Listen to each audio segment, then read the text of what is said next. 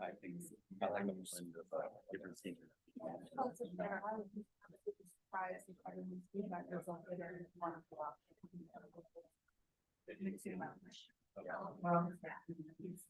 Pretty excited actually about getting professional use, I tell you, of the Virgin property. I saw it when I saw the timeline. I was like, yeah, when Brandon Trigger got his.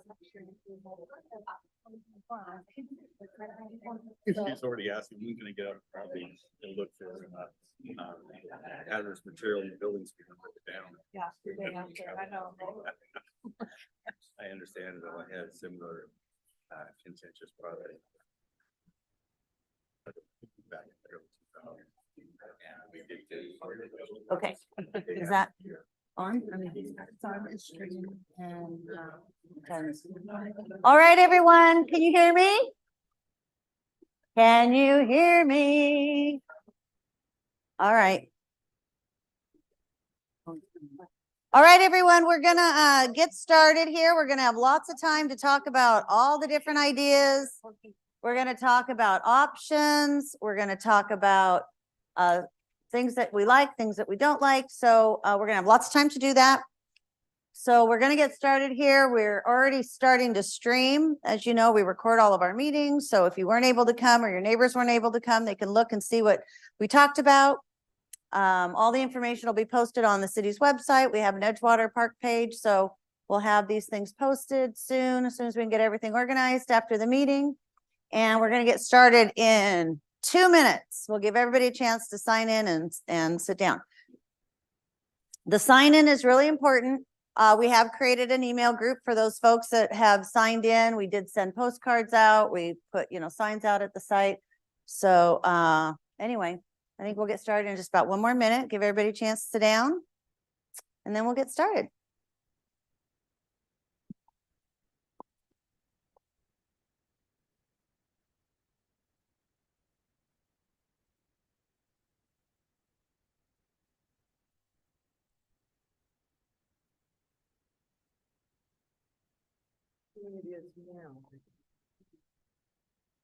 We'll go over it. We'll let you know.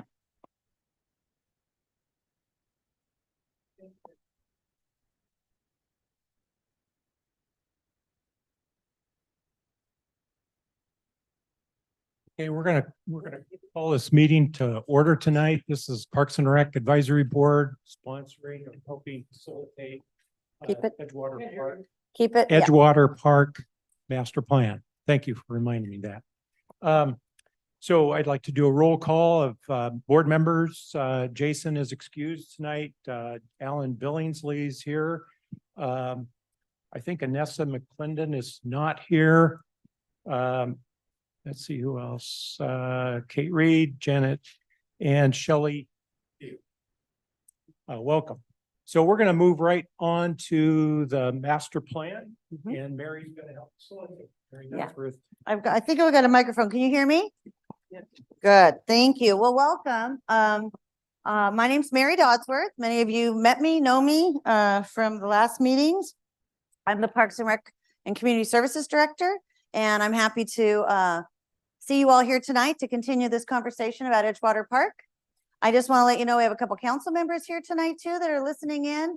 We have our newest council member Pearson, and we have Mike Brandstetter, who I think is taking his coat off in the back. But anyway, so they're here to listen and learn as well. So what we're going to do tonight is click this little thingy bobber. Does this little, it worked earlier today. Oh, you know what works really well if I turn it on. Okay, I just wanted to make sure the batteries work. Oh, it's buzzing. Okay. And there we go. And someone click it forward for me.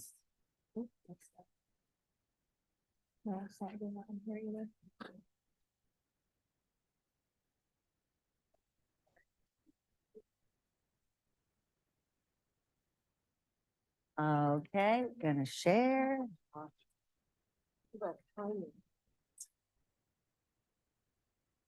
Most important person in the room. Okay. All right, are we ready to roll?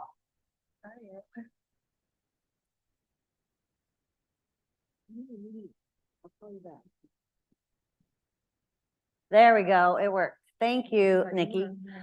So first of all, I'm Mary. We have tonight with us Stacy Redding. She works with our capital projects. She's helping to manage this project. We have Nikki York in the back here. She's taking notes, keeping the technology going for us. And we have Paul Busich here. He's our Public Works Engineering Director. So he's been helping us along with this project as well. So tonight this is what we're gonna do so that we can make sure that we have an opportunity to share the information with you as well as gather additional feedback. We're gonna just did introductions, yay. We're already partway through the meeting. We're gonna just do a quick little summary from our last process. We're gonna talk about what we heard at our last meeting. We're going to, I think, is that when we're gonna take the little break? Nope. After the alternatives, we're gonna go over alternatives 1, 2, and 3 and just show you all the information on all of them. Take a little 5-minute break so that we can give you a chance. You might want to come up and see something closer. You didn't really hear what we said, or you really didn't you wanted to see a little bit closer. It's kind of hard in this setting to go over all this information. It's a lot of information to take in. Just do a little 5-minute break so you can come up again. Many of you did already, and take a look. And then we'll talk about the different elements and get some feedback from you. All of the options were created from the information that we heard from you regarding safety, boat launches, things like that. I want to remind you that a master plan is just a picture of a lot of great ideas. It's not a construction drawing. So if it's access to the beach, it doesn't necessarily mean that's exactly what it's going to look like, or that's exactly where it's going to be. It's just talking about that was an important element for folks about safely getting to the shoreline. Anyway, so just so you know, there's 3 different options. It's not that we have to all vote on 1, or we have to all vote on 2, or we have to all vote on 3. It's really about putting all of those ideas in a way that we can get feedback from folks. So there may be things that we like, and there's things that don't make sense. There's things that we need to do for safety, or things that can be reduced or increased or changed. So it's a conversation. And so that's what we're here to do tonight. And so that's what we're going to do. We'll have a lot of time. We'll get input from you, and then we'll talk about the next steps. So there you go. So just for those of you that don't know if you're in the right meeting or not, this is Edgewater Park. It's right in the middle of the city. It's on Lake Silicon, which is about 306 acres, second largest lake in the community. Edgewater Park is about 2.5 acres, 2.8 acres. It's very long and skinny linear park, and it is the only public boat launch on the lake. So the history was back in 2018 and 2019, we did a big process. Many of you were participating in that. We did meetings out on site. We did meetings here. The big issue then, back in that day when we were working on it, was parking and illegal activity, no enforcement for traffic and speeding, and no enforcement on things happening on the lake. Lots of concerns about the boat launch, no parking. Is that, oh, I thought that, okay, that's phones. Okay, I was like, did we turn this? Sometimes in the hallway, there's reggae music, which I enjoy, but it's hard during a meeting. We talked about the boat launch, about it being steep in the shallow water. The parking was problematic, lack of maintenance, lots of invasives, lots of swimming conflict. People were concerned about the safety of people using the park. No seating and no street lights and no bathrooms. So from that, we came up with a preferred plan that included things like one-way street flow so that we could get more control of the people speeding one way or the other. We talked about more parking. We talked about pathways and sidewalks. A lot of people walk to this site, walking dogs, walking through the neighborhood. We've seen lots of strollers. Potentially speed bumps to slow people down, more enforcement, move the launch. They talked about street ends. They talked about is this the right spot for it? It's really hard to maneuver. Talked about fishing piers. Every time I've been down there, there's someone fishing. There's someone fishing from the shore. They're going out on kayaks. So a lot of fishing. Adding a dock. So when you launch your boat, you don't have to just tie it to a tree when you go park your car. They talked about charging. Maybe that would enhance the maintenance, but also generate revenue to offset the operation. And also some people thought charging would reduce the people that come to the area too. Define swim areas, trash can, drop-off areas, and just ways to make the park more usable. So at that time, again, we came up with a preferred alternative that happened at the end of 2019. You can see, I'm not going to go over it, but we took those elements and we came up with that. And then COVID happened. We put it on the side burner, started working on some other things, and now we're coming back to it today. So then we started the meeting at the end of last year. Many of you came, and it's really an update because we were at a position where we wanted to get ready to have Edgewater get its turn, right? We've been improving parks throughout the community, and it was Edgewater's turn. And also we wanted to prepare for grants. So we brought out the old preferred plan and started talking about this again. At the last meeting, the boat launch seemed to be more of a concern than the speed of the traffic and not enough parking. But the boat launch seemed to be a concern.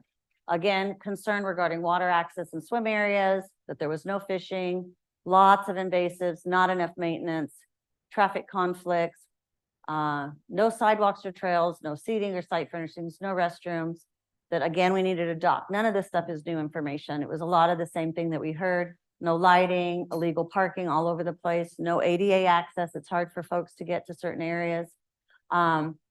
Concerns regarding additional use of the site and the lakes. And again, the enforcement came up again. That's more of a programmatic thing, but it needs more work. So from that, we've come up with potential solutions that you'll see in many different ways.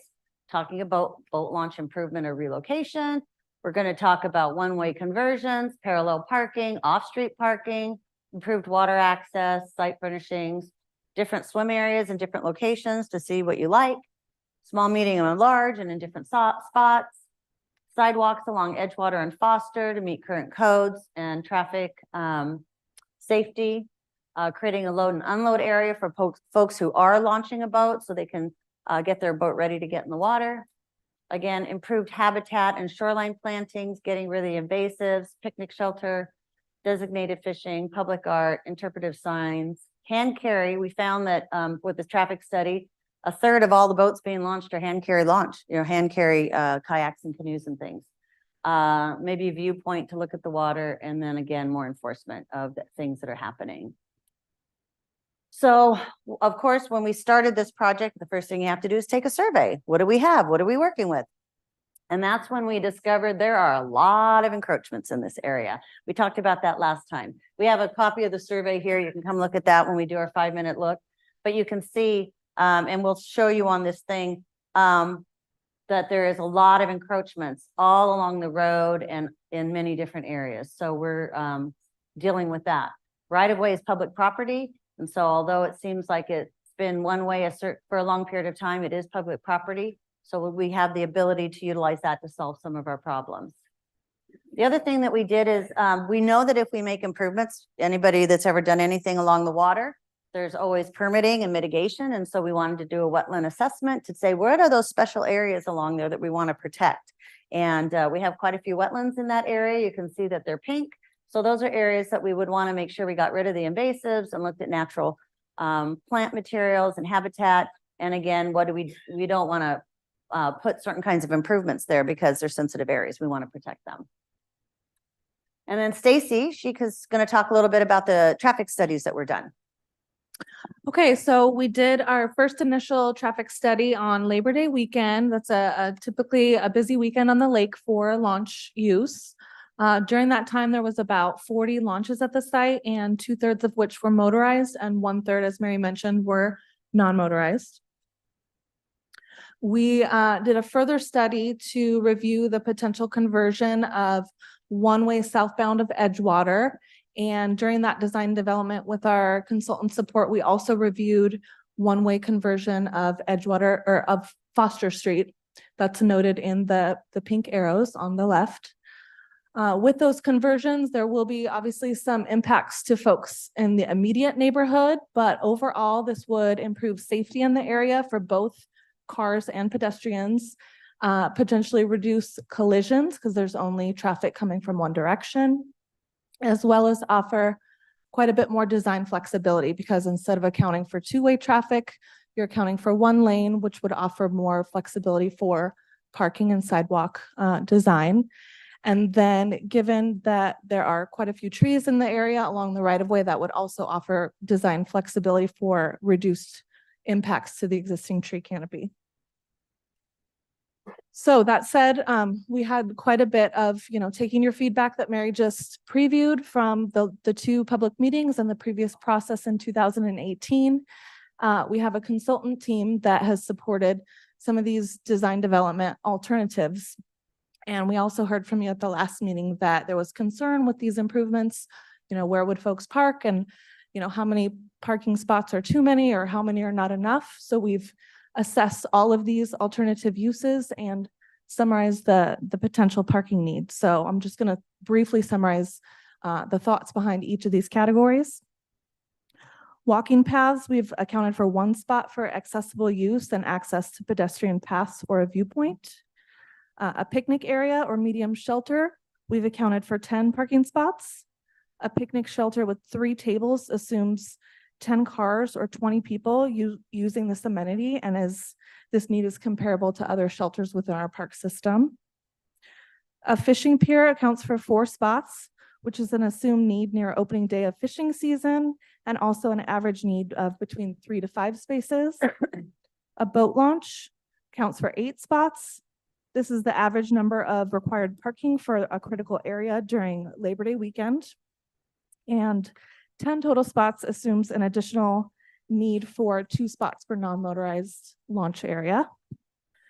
Water access, we've accounted for 8 parking spots. This is a community-wide need for water access, such as swimming, wading, model boat use, wildlife viewing, or other passive water recreation activities. 8 to 10 spots would accommodate a busy summer use period in hot weather. And park staff have also noticed community-wide just an overall increased need for water access in the summer months for our community. Lawn and passive recreation, we've accounted for 1 spot, again, for accessible use for passive recreation and open space.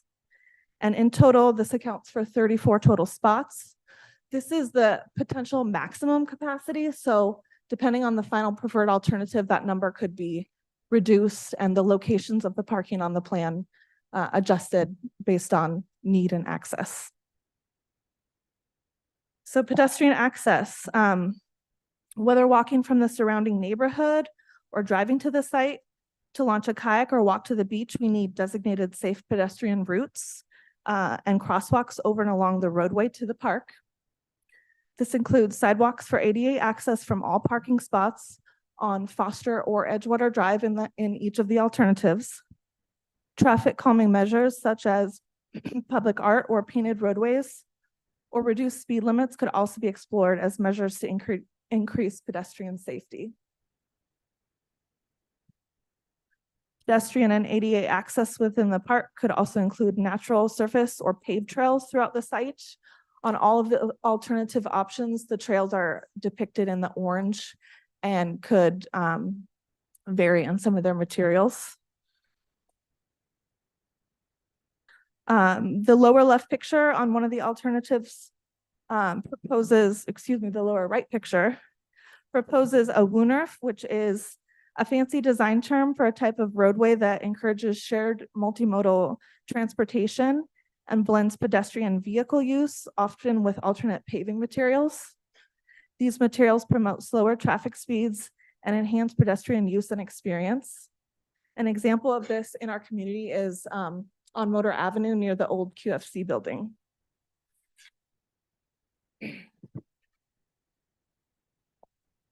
As noted in the wetland delineation map, there are several designated wetlands along the shoreline.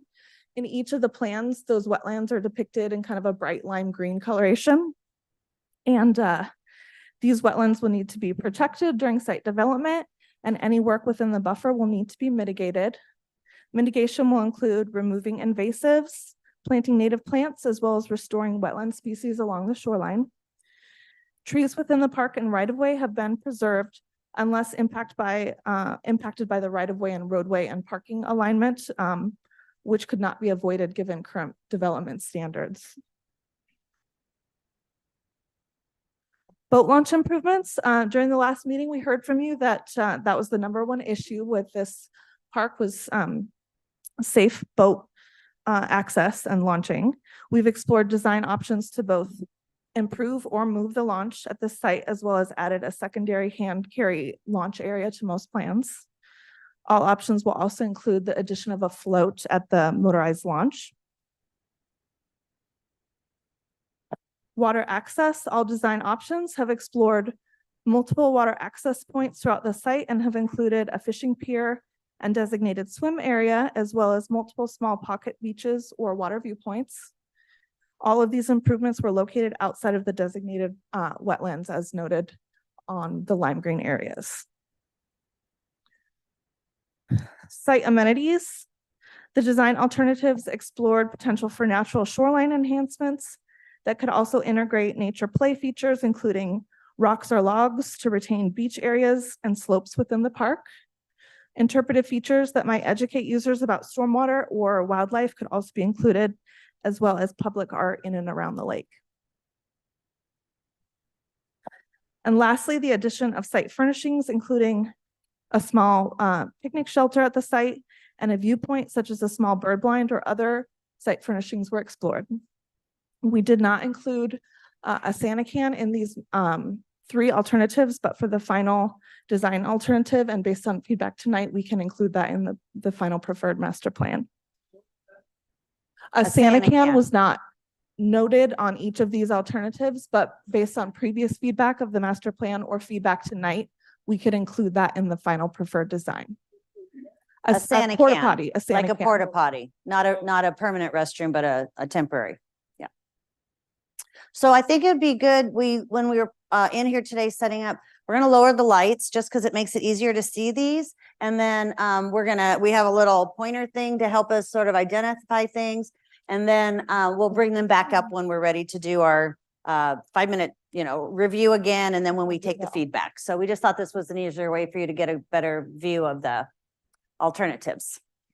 Nikki's gonna, excuse me, light my narrative Oh. here so I can be sure to read from my notes here. Oh, sorry. So we're gonna go through one by one and then just review kind of each of the design alternatives. And it's quite a bit to take in. I'll summarize some of the designs and Mary's gonna point to them with her I'm just gonna move this up a little bit so you don't have to keep bending over maybe. her pointer, but then we will have a point to come up and take a closer look for those interested in reviewing these boards up front. So just as a general overview for each of these plans, the right-of-way is depicted. It's a 60-foot right-of-way along Edgewater Drive with these bold dashed blue lines.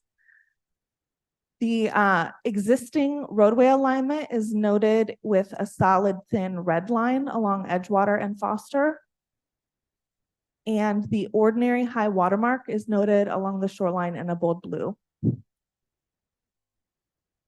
So each of these plans, all 3 alternatives, Edgewater between Sacramento and Foster is one-way southbound. Nikki, will you explain, or Stacy, will you kind of clarify what's north and what's south? Because you use those terms and I'm geographically challenged. And so just to verify this, Yes. this end is the north end. North This is end, left, it's not up on each of these north, plans. yes, you can see the key there, but this is north and this is south side. So when she's saying north, we'll look over on this side. When she says south, we'll look on this side. So just to help. I heard some folks earlier that were trying to figure out where we were. Well, so. I confuse myself with this orientation Yeah. sometimes with east and west, so please excuse me if Yeah. I make a mistake.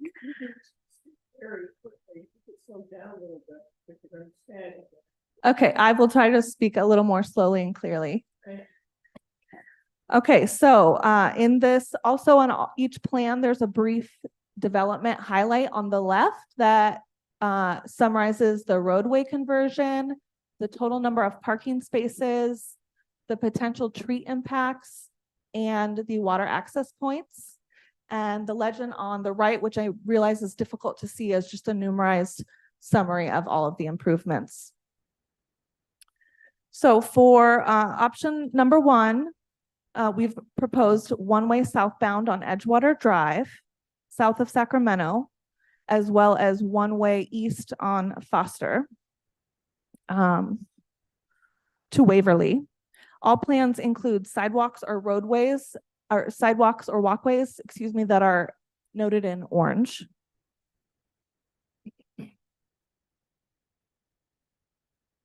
The parking for option one, there are 37 total parking spots along the park frontage on Edgewater, as well as the south side of Foster. Tree impacts within the right of way for this option include 8 to 10 trees removed, noted by the red circles on the plan. And again, if this is the maximized parking just to determine the constructability of this layout, that can easily be adjusted on the final plan. We're going to do questions at the end. The boat launch in this alternative includes improving the launch at its existing location. That would entail adjusting the slope of the launch and replacing the launch panels with concrete prefabricated panels. Designated parking would accommodate ADA access, and a load and unload area just south of the launch would increase or improve access, and there's a float included on the launch as well. There are 5 total water access points throughout the site for this plan, including 4 pocket beaches and a fishing beach between a pier on the north end of the site. A designated swim area is included at the south end of the site. Site amenities such as a park sign or public art were located at the very north end of the site on Edgewater Drive. And nature play elements just north of the fishing pier could include rocks or logs along that beach access. This design alternative also has the most extensive fishing pier noted in this U shape, but remember, this is just a conceptual layout. The pocket beach just north of the launch could be utilized as a non-motorized launch access point. To the right, Mary. Oh, get there. Going to alternative 2. This option also explored one-way southbound on Edgewater and one-way eastbound on Foster to Waverly. There were less trees impacted on this plan, with an estimated 6 to 8 trees removed in the right-of-way. Parking on this plan includes a total of 27 to 31 standard parallel parking spots along Edgewater and Foster, as well as an off-street proposed southern expansion area of the plan. Parking on Edgewater is included along the east side of the road with a crosswalk just north of the launch and midway on the block. The southern expansion area allows for off-street boat and trailer parking, as well as about 10 standard stalls. Similar to option 1, the boat launch in this proposed alternative remains in its current location at the end of Foster, with new panels and the addition of a float. And again, the load unload zone is located just south of the launch. This location was designed to accommodate a trailer pulling a 20-foot boat, which is the maximum size of a boat allowed to on Lake Silicon. The swim area and water access for this plan, there are 6 total water access points on option 2, including 2 points at the northern end of the park and 3 points at the southern end, as well as a designated swimming area on the southern end of the plan. And the site amenities include a small viewpoint,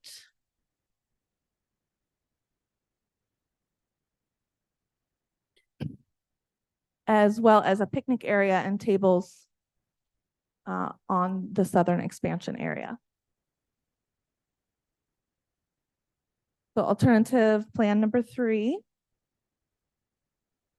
This option explores a shared roadway WUNRF that we discussed earlier, and in the area noted on red on Edgewater. Edgewater is again proposed as a one-way southbound street between Sacramento and Foster. In this alternative, Foster is maintained as a 2-way road of travel with roadside parking, so this option has the greatest impact of the trees in that area. This plan proposes 26 to 33 parking spaces with 5 trailer spots in the southern expansion area. The boat launch has been relocated to that area as well. In order to rebuild a new and expanded launch, the existing launch through mitigation would be required to be removed, but that has been proposed as a hand carry launch site. There are 7 total water access points on this plan. A fishing pier is proposed at a small dock on the southern end of the plan.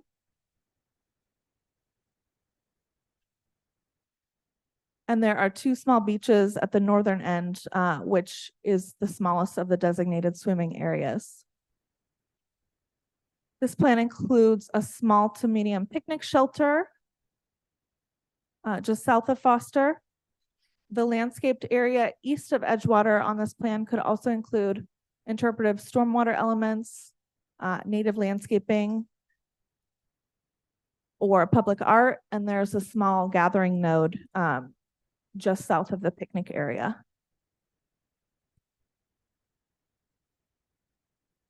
That was a lot to cover. We can turn the lights back on and allow folks to come up and take a grab- look. grab It's that, about, Nikki.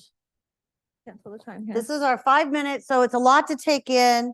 I just want to remind you that on each of the plans are various ideas that were brought forth from dealing with some of the issues and concerns that we heard, and then some of the ideas that were brought forward as well. And so the idea is, it's a picture of a great idea. Again, not a construction drawing, but so when you're looking at things, don't think, oh my gosh, this can't be here, it should be here, or I like this idea, but I like it over here. Talk about the idea, because there's going to be limitations and restrictions based on how something could be improved. And so that's going to do topography, it's going to do right of way, it's going to do slope, it's going to be, if it's impacting trees or some other things. So those kinds of things are going to happen when we get to like a final design.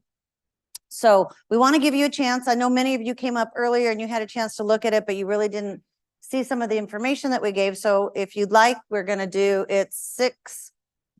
almost 6:05. So at 10 after 6, we're going to get back to and start talking, getting feedback from you and answering your questions about some of the different elements that we've talked about. And that's what we're going to do. So you got 5 minutes. You can either check your phone, you can come up here and look closer, gather your thoughts, gather your ideas or your questions, and then we'll get ready for you at 6:10. So it appears there's a house that is going to be removed. Right now, there is a house that's located in that area in the right of way. And so the city's been negotiating with that individual. Oh. And so I think that they've come up with something that they think is agreeable. So Online tomorrow, so don't have to memorize the plan on our website. Yeah.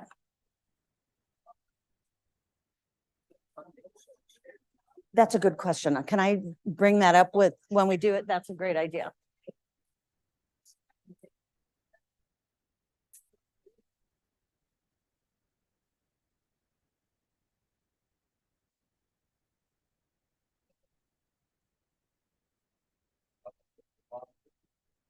We don't know that yet, because we haven't done the fund. We're not going to spend a bunch of money to do cost estimates until we have sort of just one second. Like on number 3, you're changing the access for the lodge. And that water is very shallow. Right. It's just that at that, well, it depends, when the water's high, like the first picture on our thing, the water's quite high, so it's a lot easier to launch, except for some of the stumps in the hole. But it goes down, and that's everywhere, like even on American Lake or anywhere else. There's certain, you're not gonna necessarily set it up for all year long. Out there and people bottom out all the time. Yeah. Yeah, the idea is if we moved it, there's only one spot to move it to. We looked at the street ends and other locations, so really, it's just an idea. It's because we heard from many people, move the launch. So that's just an idea. Do we assume then that we have approval from the post office to change that one way? The Because post I- office doesn't make those decisions. The city makes those with roads. Post office will deliver on any So roads that we there's- create. There's no way, is there, that they're gonna move all of those mailboxes? Sure they to will. the- They just did that on, oh, Let me finish. okay. Into the park? Oh, no, no. They would probably, I could actually ask the public works director because he's been doing that all along. Veterans, all along Washington, all along. Problem in the world if they want to change the route and make it so their mailboxes are on the same side. But if you want to relocate them to one of those big things, you know, that they do, Mhm. on the park side, I'm gonna say that's, Well, we don't get to make that decision. The post office makes that decision. And so, I'll I actually just go, don't think it's safe to put a post office box in the park. let me talk to to him. I don't know. I don't make those decisions. And so the post office decides and they decide what's safe. So, but let me, talk to the public works director and find out, because he's been working with them for years on all these big projects. So, yeah. Okay. yeah, so we can talk I about that. just think. Hi. Hi. Yeah, I know I'm you, very Linda. Kevin. You know what? I live in Oakland, but I think a lot of these people are like, you know, Mhm. would be very happy as a citizen if you made it non. Well, the problem is that it, Move that, move the. there's move nowhere the else to lodge. put it. There's nowhere else to There's put it no on the other- lake. We've looked at all the All public those property. other public places. We looked you at all the have, street ends and there's you just no couldn't- space. There's no space. There's no space to do that. Otherwise, you're just Yeah. putting it, yeah, there's no Yeah. access, there's no It should turnaround, and there's no parking. Yeah, I So- feel bad for these people. But with non-motorized, I think they would be okay with that because it's just. Well, you know, like we a looked at, it's canoe, over a uh, 3-day period, it was like 24 launches on the Yeah. hottest weekend of the year. It's So you're not, it's so bad. perception is probably worse than what it really in is. reality. Right, because we Of course, did a once you study. Fix this up, if you build it, they will come. Well, but it's deals, yeah, it's a capacity issue too. It's like if you had a 50-car parking lot, yeah, that would change it. But if you have 4, it's gonna change it. I would also. And a lot of the people doing it live on the lake. They're launching to set their boats Oh, I or they're didn't know pulling that. boats out. Oh, I didn't know. Yeah, that. they're not using it on a regular basis Oh, because their boats, I they have didn't realize docks. that. Okay. Oh, well, you know, and the other thing with. the And it parking- is so shallow. It's not a great launch. So No, that's but the other it's a thing. terrible It's not place for a going to, motorized. right, but there's really no other spots. Okay. And so you can't then just say, we're not gonna allow, we're Well, only most gonna, people go to American Lake, and, you know. right, launch right. over That there. same weekend, there was probably over 100 launches Yeah, at that same 'cause time. You know, that place is so busy, but And it's the not lake as is way bigger. residential Yeah, either. yeah. So I would just, and you know, the other thing is we really need a swimming place because it's getting hotter than heck out here. And I like that. We'll bring that up when we talk about No, that. I love that. And, but you know, I like it separate. Honestly, I think like between May 1st and September 30th, there's some kind of limit on the amount of time that you can park there, like a couple hours or something. Well, but I if don't you know wanted how to you come would in, but enforce if that. you came down with your kids and your family, you wanted to hang out for the day, why Well, couldn't then you? you suck up a parking place and you don't give other people a chance to. But you're go. also sucking up space. So it's a, you know, Yeah, yeah, I know what you're saying, but Yeah. I mean, I know. and it's- honestly, there's like, and at American Lake, well, you know, the neighbors have become more, it's like, you've there's got a about lot 8, of more well, parking but it's there. about, right, but it's about 8 days a year. You'll never get enough parking for those 8 hot days in the summer. Oh. I see. The rest of the year, weekend, it's not that big of a hot. deal. Yeah, the rest of like now. But about 8 zero days, parking. about 8 days, right? Is it really, that's how it runs? Yeah, it might because of global, climate change, Well, it when might the- 8 to yeah, 10, when maybe the 8 to kids are 12. Out of school. But it's the you know, hot, it's those 90, it's those August, yeah, September. and there's about 8 to 12 days that you're never gonna get enough parking, you're never gonna get enough access, And and then so you when- can't plan for that, you plan for like the Sure, normal but stuff. the restroom, you would just bring it in for the Temporary. summer season and then pull it Well, out. it depends, you know, some of our places have it year round, but sometimes it's like, you know, we like at Oak Brook, we'll try it, and if it gets Yeah, to be a and then nonsense, we just the take it out. it's them and Mhm. the- But some places it's not.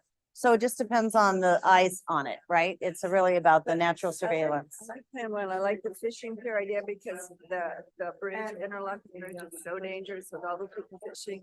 It's scary. And you know, there's a demand for that because they're, you know, people go to Waha and fish. But it's not They the fish same. all over. Well, every single time I've been down there, there's people fishing, every time, yeah, from the shore, yeah. from a kayak, So the so. fishing is great. Good. And I like the one-way idea too. All right, you guys, it's 10 after. We're gonna come back together and chat. Bye.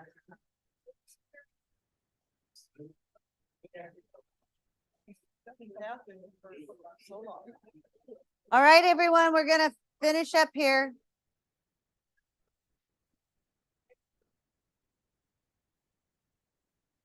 That's a question about mailboxes. Would you be able to share anything about mailboxes? The only mailbox that I've seen. The only one I know of is the one that direct house access, but the rest of them are on that street and we can relocate it or they can stay there depending on where they're for. Yeah. So that was a lot to cover. We've organized comments and feedback into 5 categories because I know it's quite a lot to cover, just so folks get a chance to give their feedback. And those 5 categories will be traffic revisions, parking, the boat launch, swim area, and then all other improvements within the park. So we'll kind of go through one by one and allow folks to ask questions or provide feedback per each of those categories. So regarding the traffic revisions, all 3 alternatives propose one-way southbound on Edgewater, but 2 out of the 3 alternatives proposed one-way conversion to Foster. The 3rd alternative proposed the Woerner or shared roadway as a traffic calming measure, and varying tree impacts depending on the layout. So we're going to open. So this is Vito Iacobazzi. He's on our park board. He has a microphone so that if you have a question, we'd like you to raise your hand. We would really like to not have a 10-minute conversation about what you love or don't like about traffic, but give us some feedback on that. And we've got a lot of people here and a lot of things to share. So raise your hand and Vito will get to you. And then Alan, if you want to grab another mic, this is Alan Billingsley, also on our parks board. So yeah, and try and focus on the topic at hand so we can consolidate but we're going to cover all the areas. So right now we're going to talk about traffic revisions. That's one way, painted roadways, traffic calming. So what's your thoughts on that? So my thought and my question is, I know in previous meetings that we've attended, the postal service and the trash service had indicated that they wouldn't operate one way that way, but it had to be one way the other way. So for me, the house that has the driveway on all of these lovely things, that presents an issue for me because now I'm wondering, would I be forced to push my trash can across the street in order to get service because I have no back alley access or anything like that. So I'm just wondering from a postal perspective and from a trash collection perspective, what mitigation plans are in place for the people that would be affected? The post office and the trash will pick up your garbage. They'll pick up your garbage. You might have to, if you had to take it across the street to pick it up, I don't know, we'd have to gather that information from them, but they will pick up your garbage if you have an account with them. And so we'd work on it. Paul was talking about the post office, is that he's been working with them for the last several years because he's done these major changes along Veterans. He's done these changes along Washington Boulevard. And so did you have any thoughts or comments that you could share about, she's concerned that the post office isn't going to either pick up their thing or they're going to have to move their mailbox. You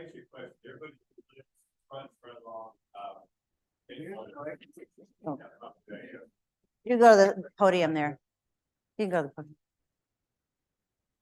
podium. I can do this. How many of you have your mail pickup right along Edgewater?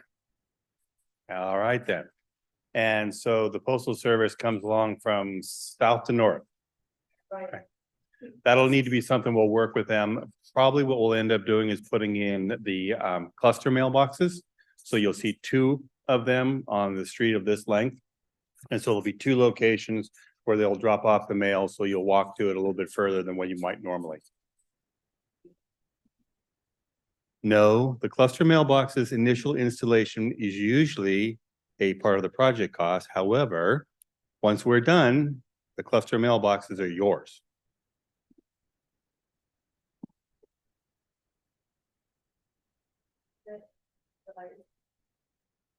It is, we would need to work with the postal service to find out how best to situate them, whether it's going to be on the lakeside or right up against the property where they are now.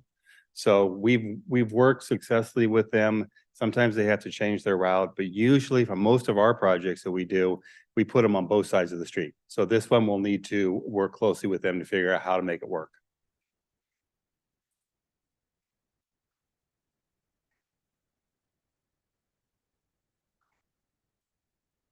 So one of the advantages to the cluster mailboxes is they are completely locked and secured.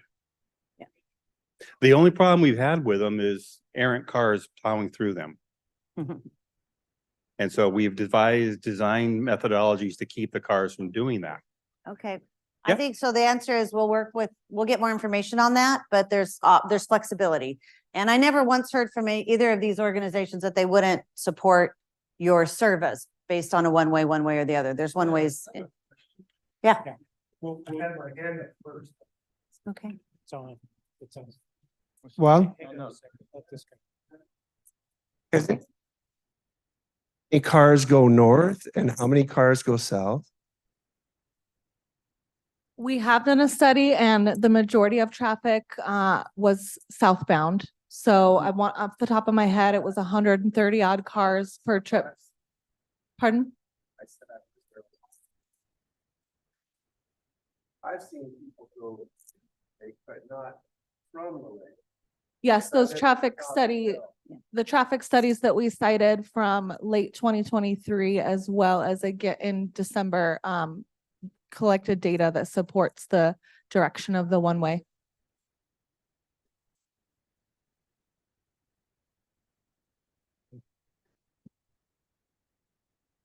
So hi, yeah, we brought this up when we had that meeting out by the lake several years ago. And I made a suggestion that the traffic should be one way coming down Edgewater Drive to Steilacoom Boulevard, not from Steilacoom Boulevard going the opposite way, because oftentimes they use that as a thoroughfare off Steilacoom Boulevard and they're racing by. I know you guys put speed markers out there at one time, but it's kind of ironic they come out there around March and stuff when the traffic is really slow. But yeah, it should come down and go to Steilacoom Boulevard, not the other way around. And second of all, and I mean, this is just, as a citizen that's been living in my house for 31 years, I don't think anybody on this parks department that doesn't live in Lakewood should have any say or influence on what happens in that neighborhood. Nothing has been done to that property since I've lived there. I went to high school at Lakes and I used to go to that lake to go fishing and boating and everything else. Nothing has ever been done to waste this kind of money when every one of us said, no way. And you still continue to push it. I just don't get it. And you're taking this man's property away to do it?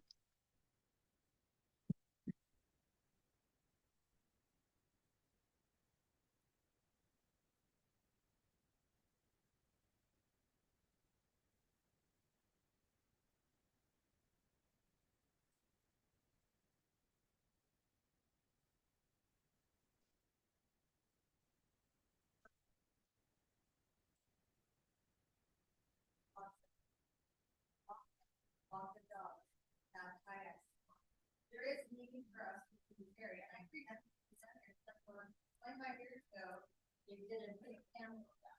But that's why in 2018, we're coming back, because slowly after incorporation, the city went, every single site that we inherited from the county, not a green blade grass, not a irrigation system, fence, either fence to keep people out, or they were just all in a state of disrepair. So we slowly improved all of the parks and made a big difference to the community that access. And everybody has access, should have access to public space. So that's why we're including this part. And I know that it's scary, the changes, it's scary. But we're looking at making it so that it's usable by a community, not an impact.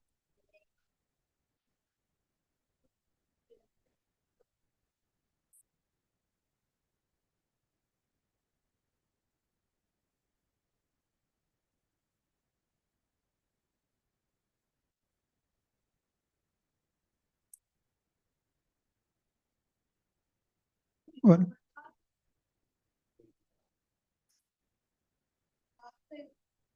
Traffic engineering is not necessarily a democratic vote. It's really having to do with standards and pedestrian safety. And so that's why we have public works engineers, we have, traffic engineers to help us create safest route.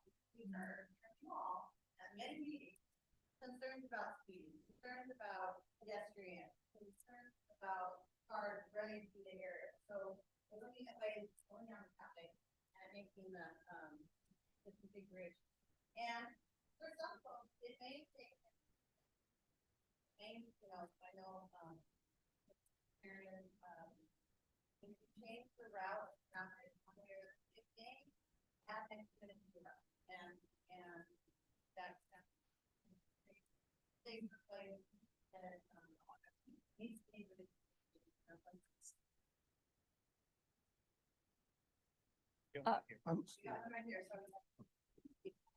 So yes, and the reason I like Foster One Way is least impact on. And that's why.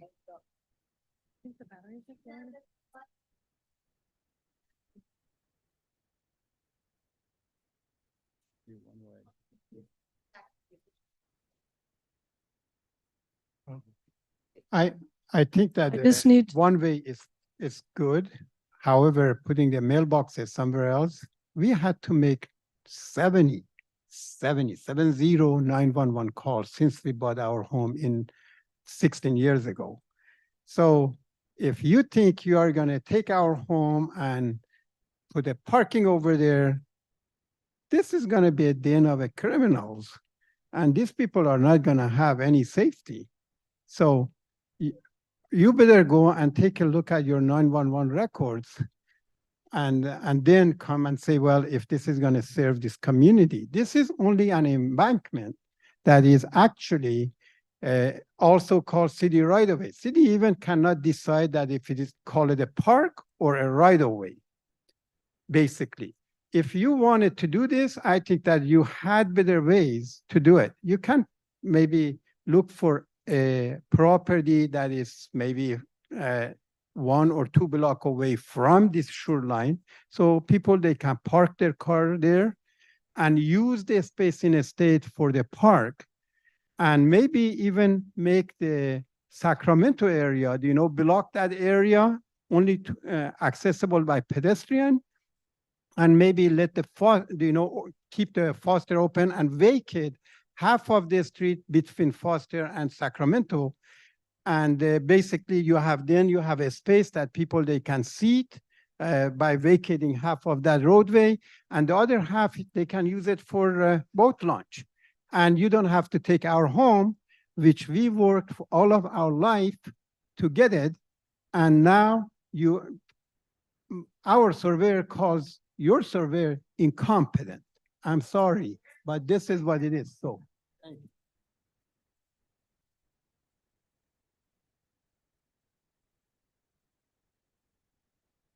Over here. So over. Right here.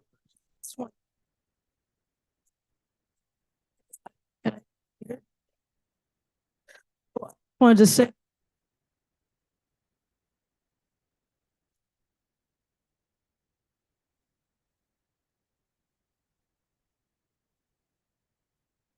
So.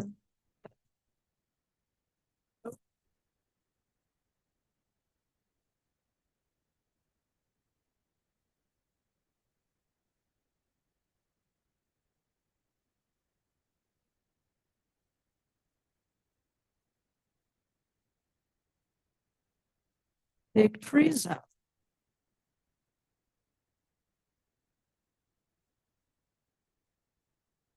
Consider it. Trees is something that I think we have.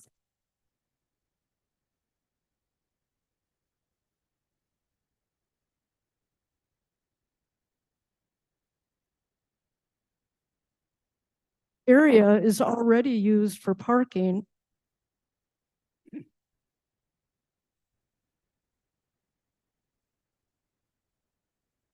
On Foster. Put the park this side.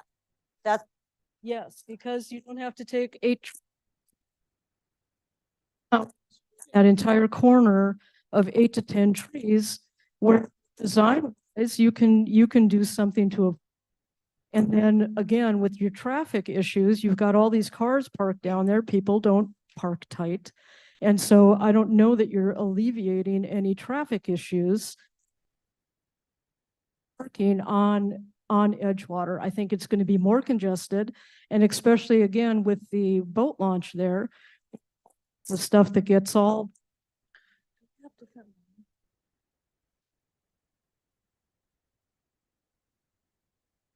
Sam, stay focused so we can get.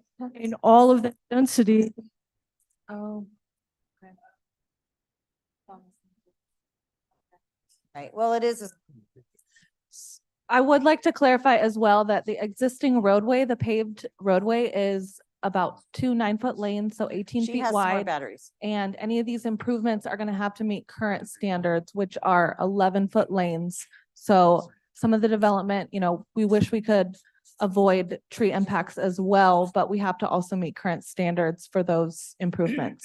And did you say it's currently 9 feet? Yes.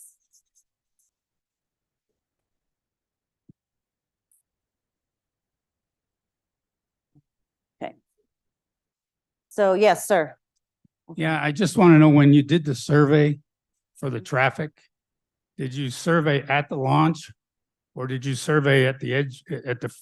Do you want to just show the cameras? Show the neighborhood, but if you can show you the traffic study. I think. Right. So those numbered 1 through 8 on the picture on the left were traffic cameras, and they captured both activity at the launch on camera 4 as well as parking and use throughout the neighborhood. This graphic was from the original study that studied the boat launch. So we did add some additional traffic data with the later review in December.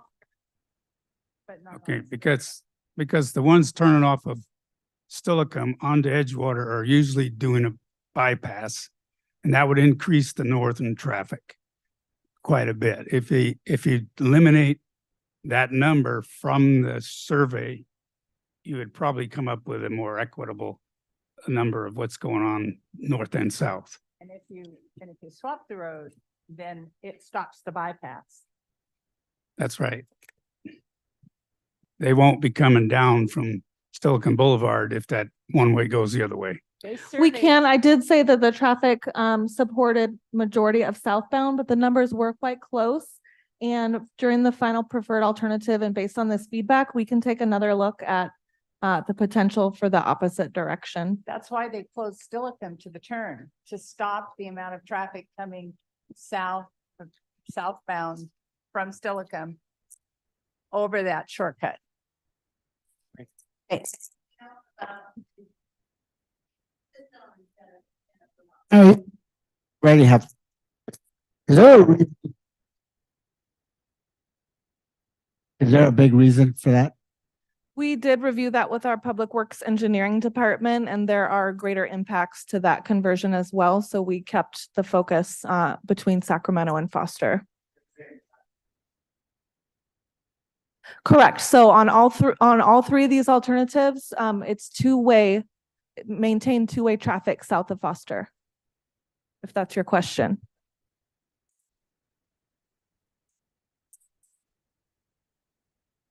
Okay, and you have one comment about traffic. Yes. I think I'm loud enough. Yeah, we'll repeat it if you. If you consider changing the direction, you're going to be bringing a whole lot more people through a whole lot more residential areas, and that's DeKalb and Hillgrove where I live. And there is no way to come off Mount Tacoma Drive and try to get people down that road coming that way.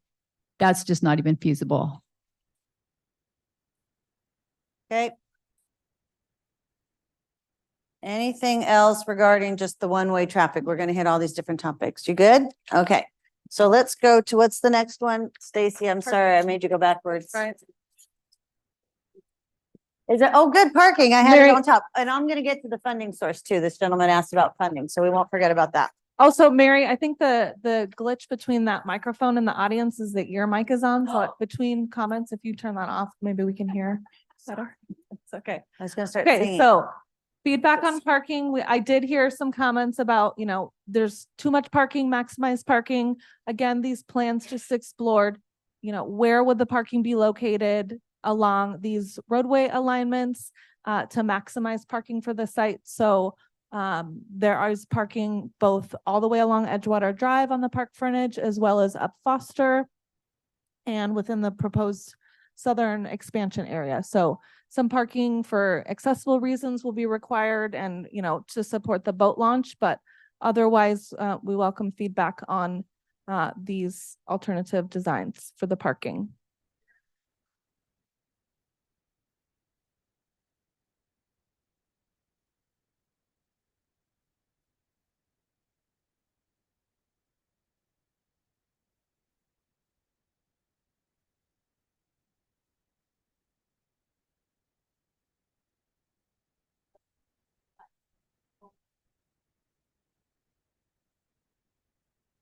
Yes, to clarify, this is feedback related to parking specifically.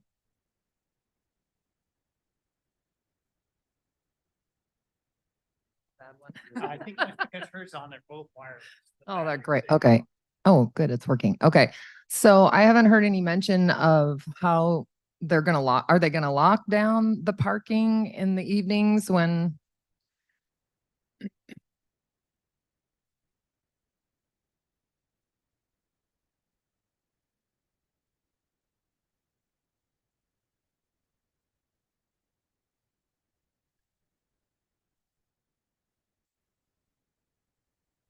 Is there anything that can be done to cut back on the foot traffic that is probably going to increase in the evenings with all these nice little private beaches that have been set up for people to stay and linger? I'm just kind of wondering about the neighborhood.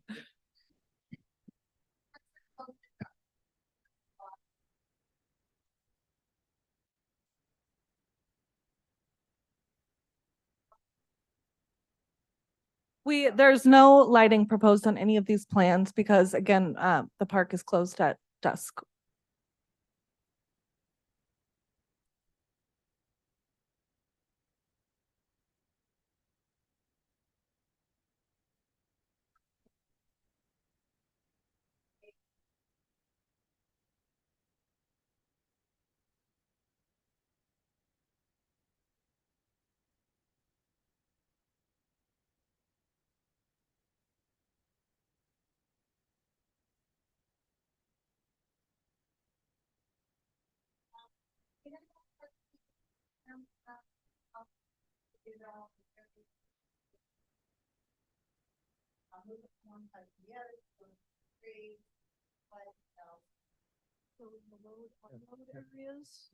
In the load and unloading areas, does that mean that after they get everything locked down, they move out?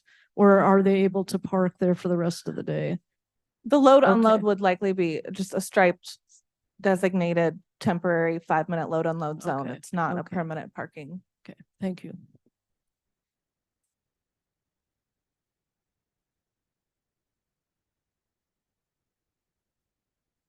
The loading area on plans 1 and 2 would, just accounting for the turning radius of a truck and trailer, is located to the south, like 100 feet south of the launch. We also, our civil engineers supporting this project also recommended if we kept the launch on Foster to maybe maintain a load and unload, parallel with the launch along Foster, given that folks will be backing down from Foster to utilize the launch. That unloading area is what's supposed to allow all of the hand carried boats in? I don't think there would be clear, designation between the use, whether you want to carry your, from that parking load unload to the south, but there's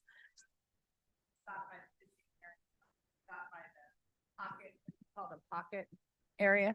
there would probably be signage, yes, for where the designated hand carry launch site would be, just based on parking and safe access to that site for, carrying a large, canoe or kayak.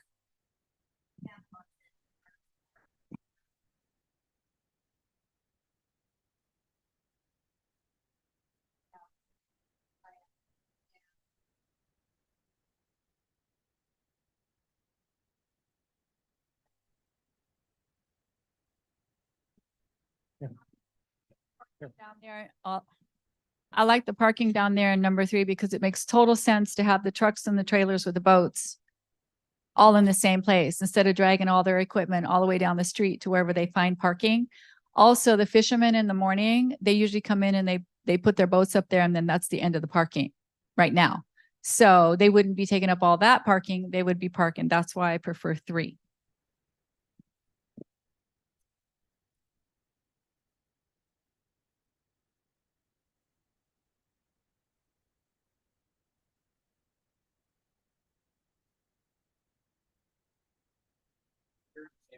And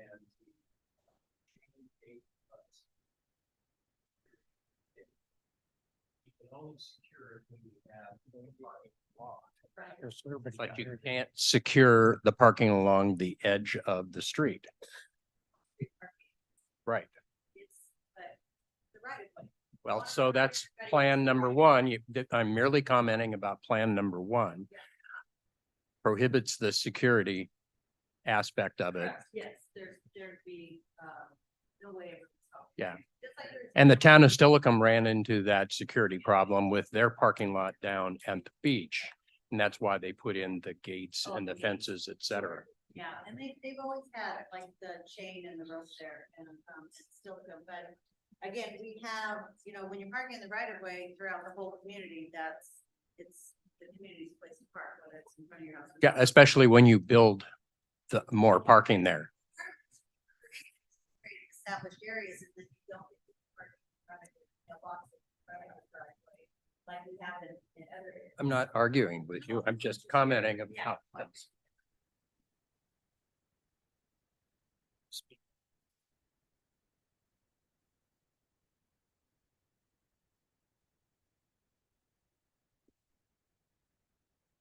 I have launched boats thousands of times, and I've got more time backing up trailers, boat trailers, than anybody in this room.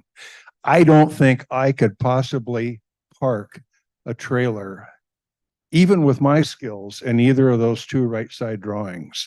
I wonder if anybody from J.A. Brennan has any idea on how to design parking for boat trailers? Oh, okay. Well, the concept needs a lot of revisions. One other. Okay.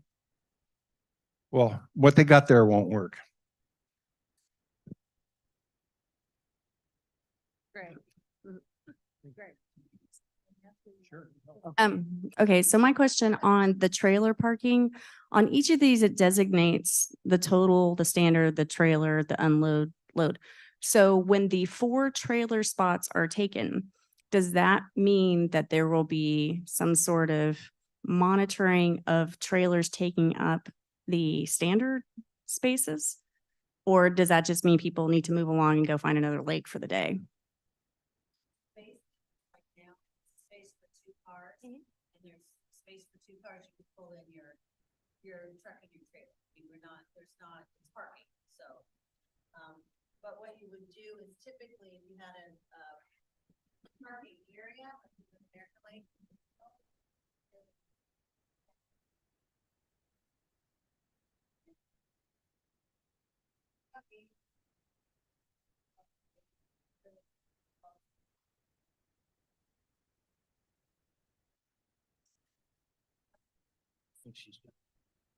why you don't consider maybe where the mayor home is and there is a lot to it that is vacant?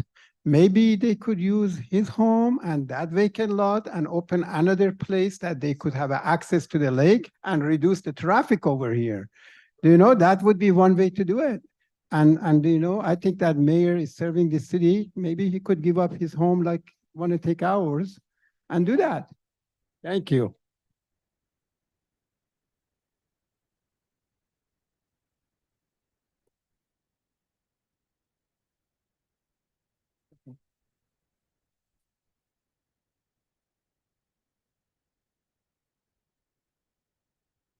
Yeah, right here. Go ahead.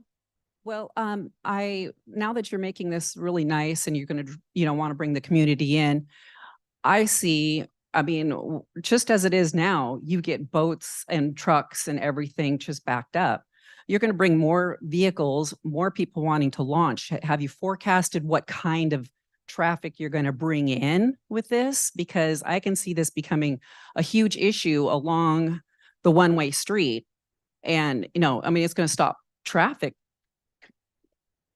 Those boats, they're wide, they're big, they're long. I mean,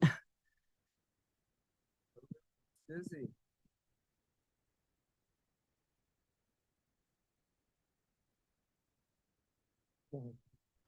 I just have been sitting here thinking about, those boats pull up Foster and back into the boat launch, but Foster's a one-way going up. How's that going to work? And like other people have said, it's also going to back up traffic. But I've just been sitting here thinking, how's that going to work if it's a one-way street and they're backing up on it? There very likely I think be a stop sign at that intersection, or any safety considerations that are needed for this roadway conversion would be added for use.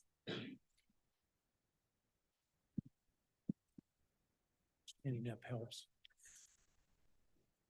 So I've launched a boat off of that boat launch, and it's probably the world's worst boat launch I've ever worked with. It's steep, but the other problem is that in order to get your boat lined up to get down to the boat launch, you block not only Foster, but you block Edgewater. You block the whole intersection. In any of your studies, have you done any research on aligning the boat launch with Edgewater so that the boat launch would come off of the piece of land that extends out and you'd launch your boat along Edgewater? We did review kind of, if you're talking about kind of a parallel, angled alignment with Edgewater, and the civil engineers supporting the project said there's required depths associated with that. And if you're, the alignment wouldn't work. So we did review that.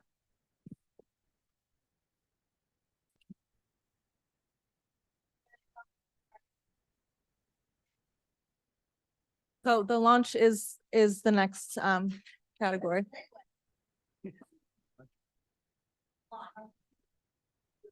Having the boat launches to be parking over here and maybe the cars park somewhere else. And that way you could reduce the traffic. Well, but then excluding the parking.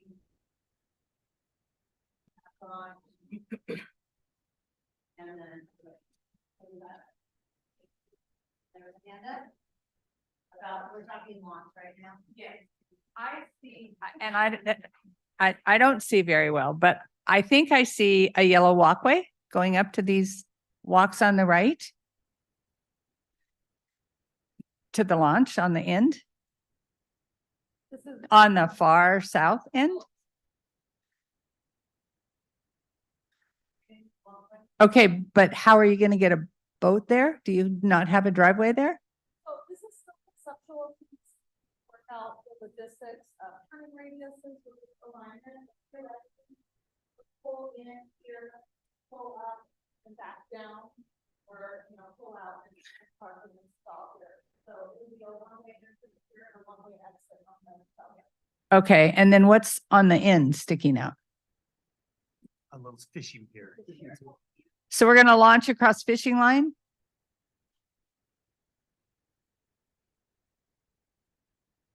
So you're going to launch across fishing line?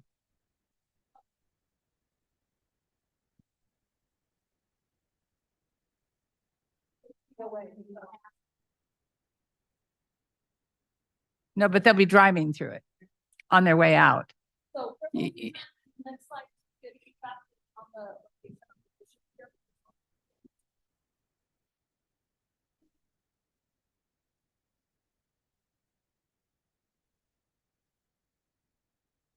Yeah, well, we'll have to explore that. It's really conceptual, so That's the idea that the keep, restore, and move, those are really the three things. So we're providing an opportunity for moving. And we did again, I think we mentioned this before the meeting, maybe we mentioned it during the meeting. But the suggestion too is why is it even here? Take it to the street end, because we do have some established street ends. We did do the research there. There isn't space to launch, there isn't the slope to launch, and there's no turnaround and or parking. So it just isn't gonna work on these small street ends that we have around Lakeville. I like that. I'm just looking at the second one. Maybe just to, if you end up going with that plan, maybe to keep traffic flowing, you move your launch this way. So they're passing past the turn where some people might be just going around, and the people launching get past that point. So they're not blocking all the traffic. They get past it, and then you angle it different. You just angle, you end at the same point, but you angle it to the right more. Like people pass by where it is right now, and then you turn it. So at least you're kind of alleviating some of the blockage that'll happen there by people that are just coming through, checking it out, and they don't realize what a cluster it is, and they won't get stuck there. Just a thought. Oh, and to answer your question, sir, about why don't they put the thing over there on Holly Hedge Lane, they had plans, or it was one of the things that was on the docket a couple of years back, but they took it off because there was an access over there. But that's not being looked at.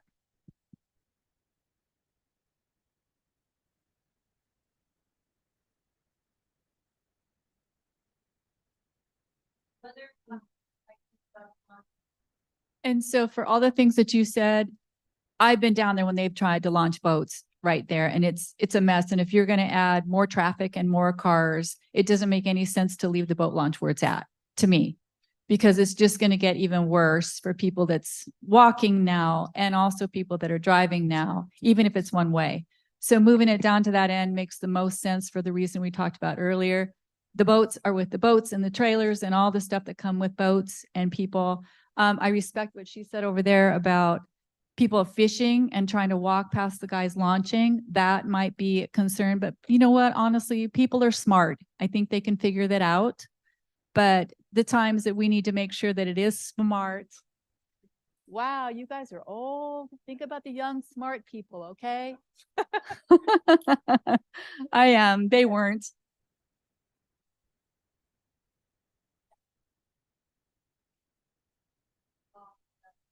There and go with the launch on the end. Will the old launch be removed? Is that the plan?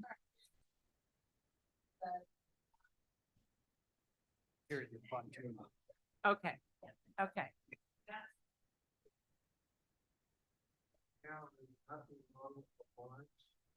Other than it needs to be long, it needs to go out in the water further. If you put the launch out in the water further, you'd have plenty of room.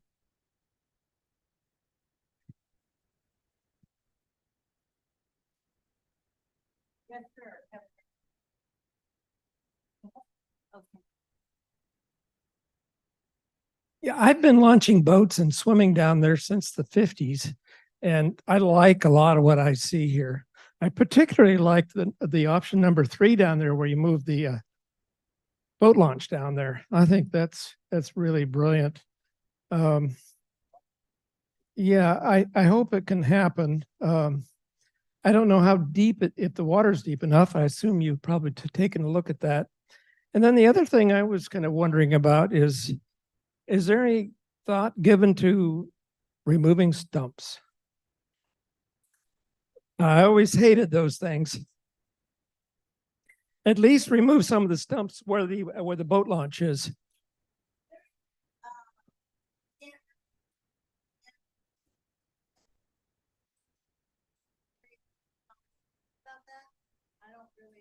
We did, for any of the locations of the swim areas, obviously for safety reasons, we would pursue either cutting the stumps to grade or removing them, and that would just be part of the permit process for the project as a whole. Things like just brainstorming out there that the water goes up and the water goes down, and there's some ugly cones and some other flags. It's like, could you do some kind of public art so that it wasn't so obnoxious, but also identify it, right? As a safety issue. So there used to be more.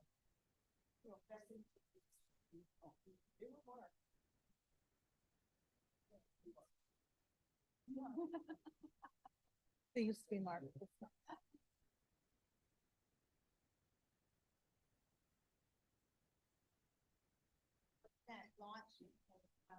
Any other, okay, moving on to the swim area. Swim area. In 3 different locations, that's the big one there, and again, the height here, the concern for safety, swimming boats, they're all over the place, designated swim area, it's not like, isolated area or looking one area, so swim area here, swim area here, and swim area here. Part of the problem is that you've got these lime green areas that are sort of habitat areas, so we probably wanna, we wanna plant some habitat, yeah, so what are your thoughts? Big, little, corner? Yes, sir. Okay, I recognize that this is about park development and not lake enforcement. But if we could just make that entire cove a no wake zone, that would help a lot of your swimming right there. You don't think? You don't think make that whole zone a no wake? It always has been a no wake zone. It's a no wake zone unless you're taking off or landing. It's the ones that don't move on the coast that are causing issues. The whole cove. Make the whole cove, when you come into the mouth of the cove from the lake, just put a couple of no wake things out there and enforce it. And that would help a lot of your swimming. Then you could swim anywhere you want up and down that whole thing. Oh, yeah. They don't.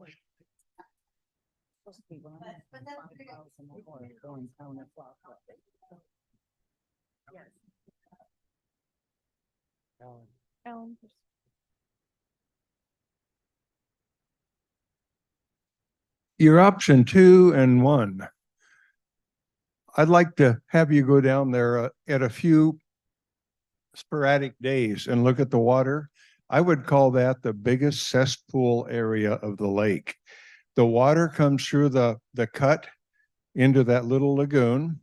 And because of water flow and the prevailing wind, it turns to the right. It heads towards Edgewater Park. And all the junk and crud and garbage accumulates right where you've got those 2 things drawn.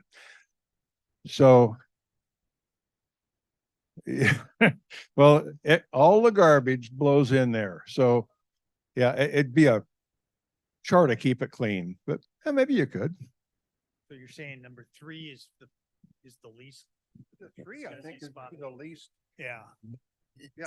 So I'm proposing that where you take the launch out right now, Yeah, well, that becomes the swim area. Because that's a really basically the only clean place that you're talking about that doesn't turn green all summer and winter.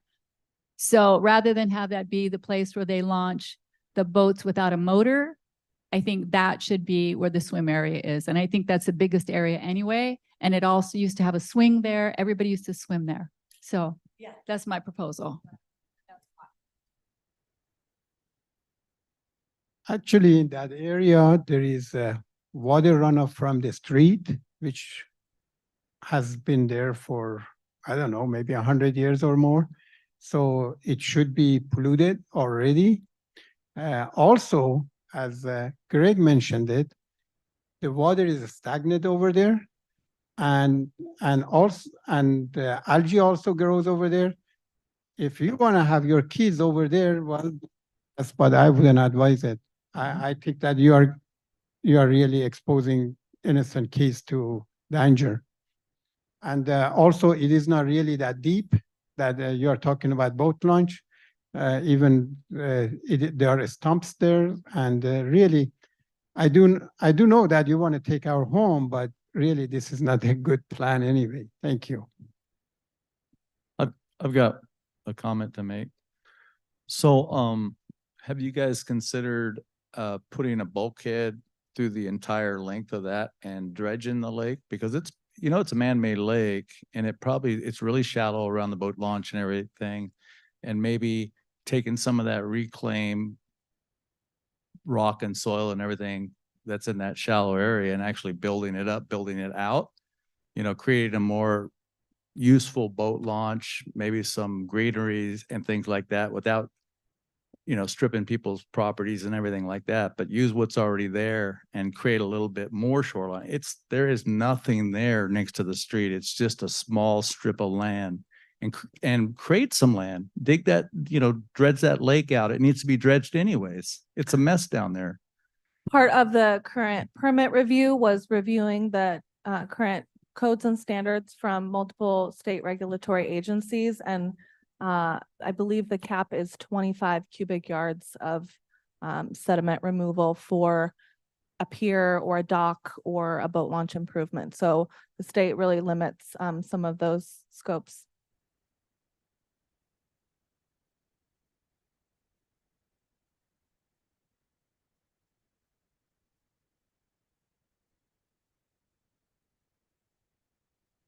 Yeah, I'm not sure environmentally that's gonna be ever permissible, at least.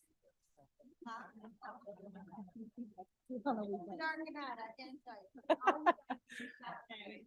Remember with what we got and what we're able to do, we recently done a lot of projects, big project at Harry County, a big project at American Lake, and a big project out at Workston, which is detention facility. And there are just a lot of rules when you touch water or get near water. So, yeah, I know, you know. So we're really trying to be realistic too on what we get accomplished. Sometimes it's fine, but sometimes, you don't want to spend a bunch of money planning or designing or trying to permit something that's not a good use of public resources. Of replacing the launch, but is the plan to put the designated swimming area behind Like a rope, like a. yes. You set those up at like American Lake and Harry Todd to define it, because a lot of people just don't know where to go, so they go everywhere. Yeah, So to define an area, it keeps people focused into one area for safety. And also then you can deal with milfoil, and deal with any debris and things that are in there. Typically, we work with the fire department. They come out and do test drive or training dives, and they do cleanups underwater for us in certain areas. So once those areas are established, then a lot of people need help knowing how to use the area properly. If you do some of these improvements, you help people learn where the right parking spots are, so they're not just parking everywhere. Where's the right place to take to swim, so they're not just everywhere. Where do you not tromp through, well, right now it's blackberries, but where do you not tromp through like newly planted native plants and habitat? With some signage and some development, you can keep people utilizing the right spaces and help discourage them using the wrong spaces.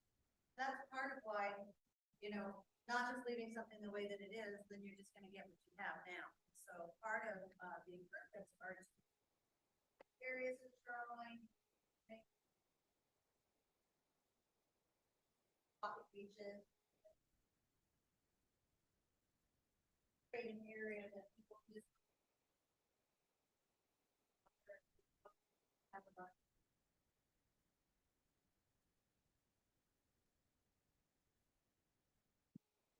Yeah, back in 1977, we did a survey of the number of stumps in there. We had divers out there.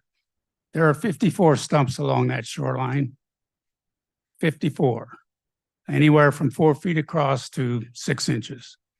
We put in a bid to take them out, but the city turned us down back then. County. Well, it was a county, the county turned us down. But anyway, just there's, oh yeah, Oh, yeah. We took 3 off our property. 5. Oh, 5. We took 5. Yeah, we did. As a matter of fact, we did. I do. Okay, are we done talking area? Is there, what's next?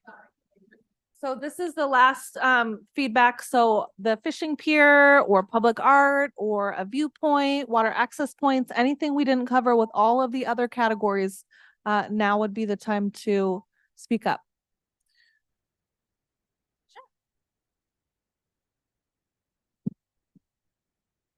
I'm Irish, so you better I have to behave myself here. I've been there since 1971. The only thing that this is going to do is bring more people in that don't pay taxes that we put up with. I live right across the street. I have a proposal. You give me $1 million, you can have my property. There's 40 spots you can park. It's hard. I can't really. Please pull the mic I'm going up. to sell my property to the city if you want it. Give me $1 million, you can have my property. There's 40 spots you can park. I don't have to put up, there's no enforcement in this city for anything. We put up with this crap every weekend, every day. People don't care. They park wherever they want to. You can put signs up. I have signs in front of our house that you guys gave us. No parking. Nothing ever happens. Nobody gets tickets. There's no repercussions for anything in this city for this park. And this park isn't big enough. And nobody that uses it in the evenings, they're not from here. None of them are. We have people that come in regularly during the summer, young kids. I mean, I was there back in the day, but you know, there's no enforcement of anything. So take it up, take my offer.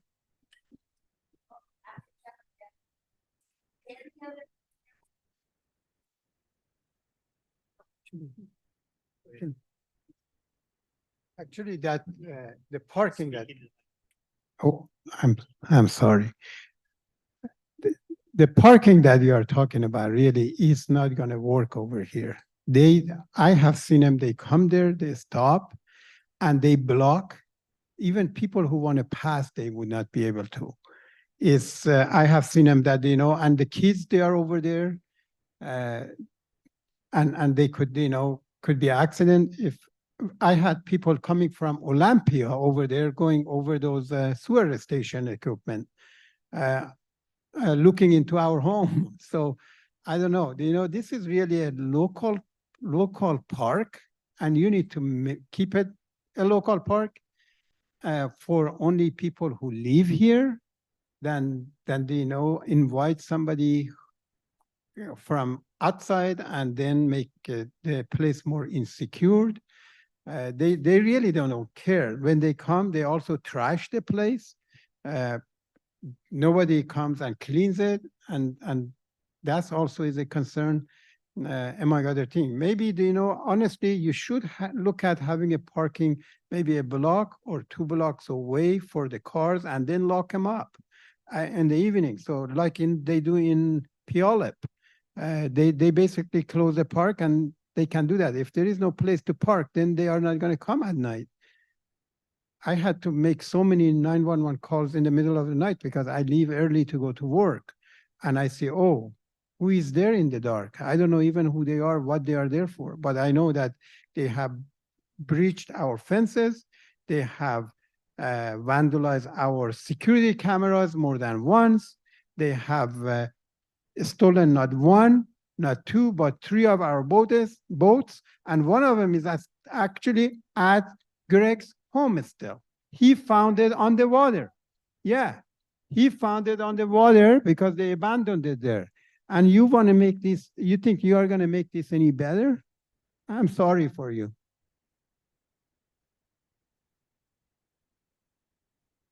Okay, yeah, I think you should put on every one of those headings there, law enforcement, because last time we met, that was a huge concern in this room, and it seems to keep getting left off of everything.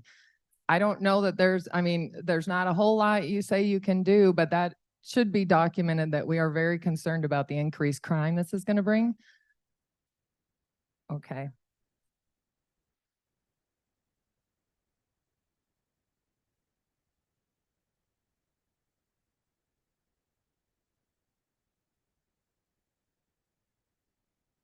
Okay, and then as far as rules, our lake does have quite a few rules that we have to live by in order to make it a safe lake, since it's not very large. So I would like to see a lot of signage in the parking areas and the boat launch, big ones that say maximum boat size, and maybe make it look like we might do something about it, even if we're not gonna, but try to make it look like we care. Explain to people that you need to go a certain direction and a certain speed, things like that, to help keep it safe. at least try to tell the public what the rules are. And then the last thing I'd like to say just before we end this evening, or before I end my talk, is, the city of Lakewood has 61,000 residents and 3 small lakes and 1 big one. And it seems to me like this is a problem. I mean, the city keeps building and building and putting more apartments in and bringing in more population, but we still have the same natural resources as when it first was incorporated. And I don't think there's any way that we can service all the people. I mean, we do our best, we have what we have, but maybe we should look at some other alternatives like a spray park that services a lot of people. And we have a lot of empty warehouse areas around here. Why are we not focusing our energies on something like that where a lot of people can park, a lot of kids can use it, things like that. So I'd just like to add that to the thing there.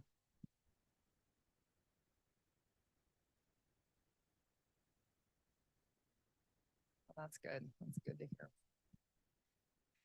I have 2 questions about greenery. There was mention of, sorry, does that work? Okay. I have 2 questions about greenery. You mentioned about using native plants and materials, but also it kind of looked like maybe there's a lot of grass and irrigation for the grass. And I was wondering if it's mostly grass or if there could be kind of a more natural option than that. Also, since the blackberries are going to be removed, I wonder if there might be kind of an alternative community foraging food source in the park that would be obviously less invasive than the blackberries. One out to the wildlife area on Phillips Road, lots of blackberries. We go right here, then I'll.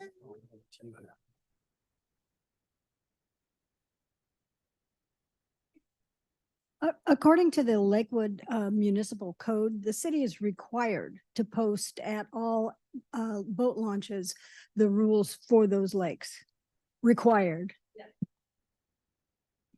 There was a sign there. Oh. It's great for the people. Exactly. People that ignore them. Excuse. I have, I'd like to piggyback off what the lady over there said earlier. I think that whatever monies you guys have put together for this strip of land, I think that would be better used. We have, like she said, there's more people coming into Lakewood. There's a lot of youth that really don't have places to go. And I propose that whatever monies you guys have cooked up to do this work, take it. There's a vacant lot right across the street from the city hall. Turn it into a teen center. I mean, when I was young, we had places to go play basketball. There's nothing for these young people to do. I mean, there are some schools that they go to, but I'm just saying there should be some teen centers, some place they can go in the wintertime to play pool or basketball or tennis or something like that. There's nothing like that in Lakewood other than the high schools. I think that money would be better used for the larger audience than taking a strip of land and trying to make it into some kind of park, because it has never been a park and it's never been maintained. It's never been policed. It's never been cleaned up. And I really do think that you should do something. If you want to improve Lakewood, improve the youth of Lakewood,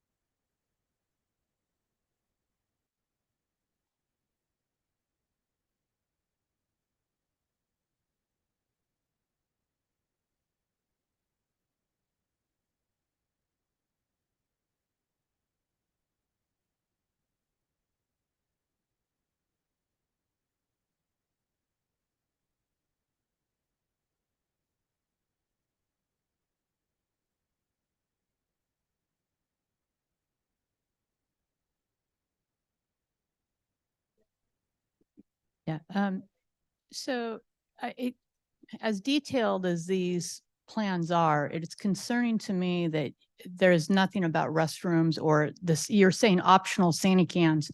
They should be on every single plan because we can't have people not, using the bathroom in the lake. There's got to be something and it should be in these plans now,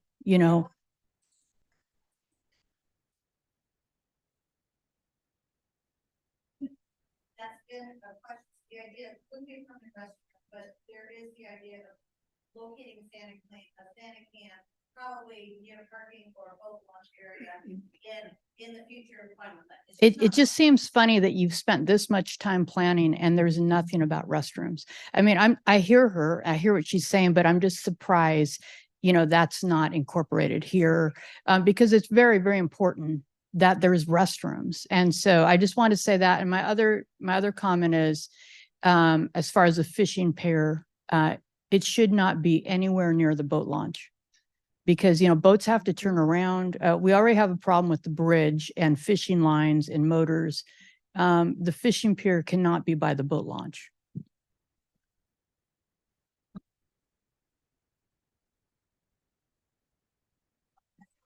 About Santa cans, because I deal with Santa cans every day. Some locations are great and we put them in seasonally, or we have programs, or sometimes they're year round. And if people are utilizing them properly, then they stay. If people aren't using them properly, sometimes we'll give you one chance and then we pull them. And we've done that at some neighborhood parks. People have requested them. We put them in there. They've created problems. We take them out. So we really, restrooms are important. I agree. Otherwise, you're going to use it. And so you can't take the things. Yeah. The more, yeah, I don't disagree with you. I'm just telling you that if it ends up being a nuisance to the neighborhood, which is really who we talk to on those situations, then sometimes it can be done. But they serve a great purpose. But you don't want something that's gonna end up being a problem. So to piggyback on the comment of making a water park in the city for kids or for families, why are we considering relocating a family? If you want to put a park in the property that you've inherited, then work with the people that live on that park street as far as parking and traffic, and deal with what you have. Why take more to do that is my point. And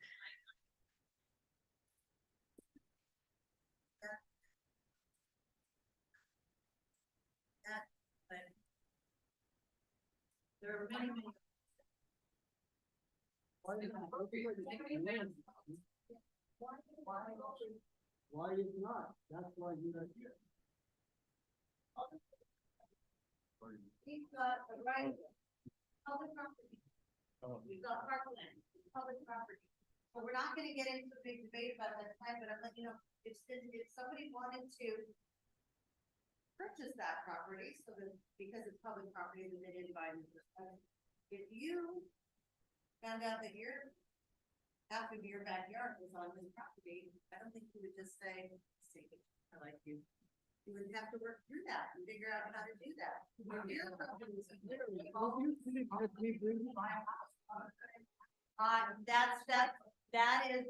a question. And so there's been tons of work and conversation that really is private, an individual.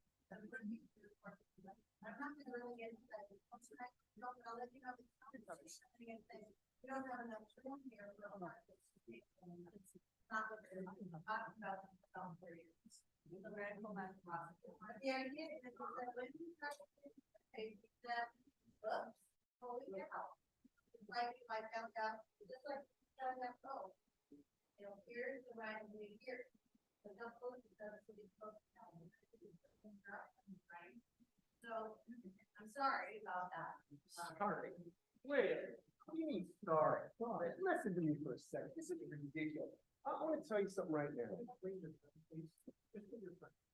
I don't think she's as bad as I am. You steal a man's house like that because some go and the city or the county or the wherever gave him a building permit. He didn't even build it. He bought it from the builder. So some turkey in government, can I say that again? In government, some turkey gave him a building permit. Is that his fault? Of course not. So you know how ridiculous this is? Yeah, but there's remedies for that, and so we're looking at that. Well, there is no remedy. $250,000 remedy. That's not the remedy. That's the remedy that they offered us. And not only that, I can bring you a map from Pierce County when this city didn't exist. And that shows that our structure, our shoreline is ours. Their map shows it's not. We don't even own a shoreline. We have been paying taxes for the shoreline.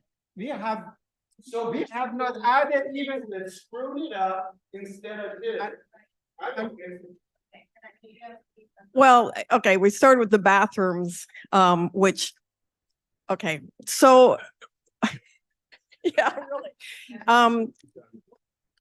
I don't want to go off a track, but the reality is I don't think anybody's really looked at the full impact to the lake, the full impact. During COVID, there was so much more boat traffic that came in every manner. And that's fine. They figured out how to come in, they came in, but we had no enforcement. We had people jumping off boats to come on our dock and pee on our dock. My neighbor did, my brother did. We still have that where they show up and they go, oh, there's no place for us to go back to and use the facilities. So my brother will come out, he lives next door to me, and he will face the person that's about ready to get off. The last one, I feel bad. She was a pregnant woman. She decided she needed to use a bathroom and asked to come in. And Bill said, I don't know you. And so anyway, the boat went around the other side, jumped out, and they peed and pooped on his other side. So during COVID, I was picking up needles on my beach. I'm paying very high taxes that keep going up. I came in, there's no cap to it. And I've watched this happen. I've watched this happen in Hawaii. I've watched this happen in California. Instead of taking the monies and putting it to a lake that can handle it and increasing their facilities, putting in better ramps, more toilets, more picnic areas, and then consolidating police effort instead of trying to make every lake the same for everybody. The impact to the lake, you don't, and I'm watching the roads. Oh, should we make this road like, I don't know what you called the road, but where it's kind of a walk road.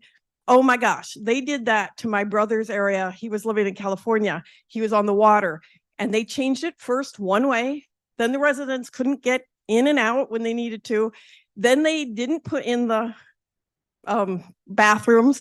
So they ended up with people jumping his fence so they could have a little privacy to pee in your yard. Then they started to have the people take over the roads with rollerblade and everything. There was no enforcement. And so my brother moved up here to come to a sane place. And now he's going, I'm watching the same thing happen again. You have to have bathrooms if you're going to do this. You have to have enforcements. You do have to have a way to seal it off, because otherwise you're going to have more math labs. Believe me, I'm an ex-ER nurse. I know they're going to come right to the areas that they can. Anyway, I'm sorry. It was like a microclimate when the world shut down, and how many people had problems during that time with and we're paying taxes. They're not. They should be paying for boat launching. They should be, and I can see it already. You're going to put another tax on us to pay for all the cleanup you're bringing in of people that aren't going to pay their share. It's just, and those of us that are retired, we have no stop to this. So I am mad. Mary, a minute ago, you mentioned the word equity, and I started thinking 4 times since this 1996, when this city formed, the city had the chance to buy the property at 9132 Edgewater, and 4 times it didn't. But Abraham bid, and that's his home. Now there's an expensive legal fight between the city and Abraham, and it will be settled one way or the other with a lot of money. So I'm going to throw out an idea. We know there's a beautiful lake in Lakewood that has no access. Gravelly Lake. And I want to be the first to point out there is an absolute drop dead beautiful lot at 11515 Gravelly Lake Drive for sale for only about $2 million. Well, you think, oh shit, that's a lot of money. No, it isn't. It is going to be cheap 5 years down the road. So maybe the city of Lakewood should think about making an investment in Gravelly Lake at that property and have a public launch and a public spot on Gravelly Lake and open it up a little bit. And by the way, it would be beautiful. It's already graded down. Okay, it's halfway there.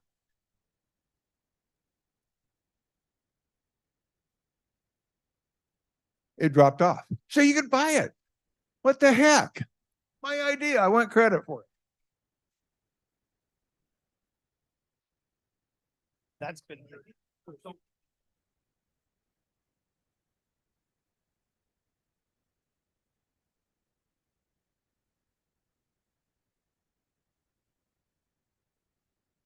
The blue coat. So one other thing I have to say is I moved here from Tacoma. Tacoma doesn't have little tiny lakes like this. Where do they go? They come out here. They don't pay the taxes that we do. I went to American Lake when I came out here with my boat from Tacoma. So why do we have to take this tiny little lake that we live on and make this expensive inclusion of the public? It seems to me, why don't we do it the most economically that we can do it?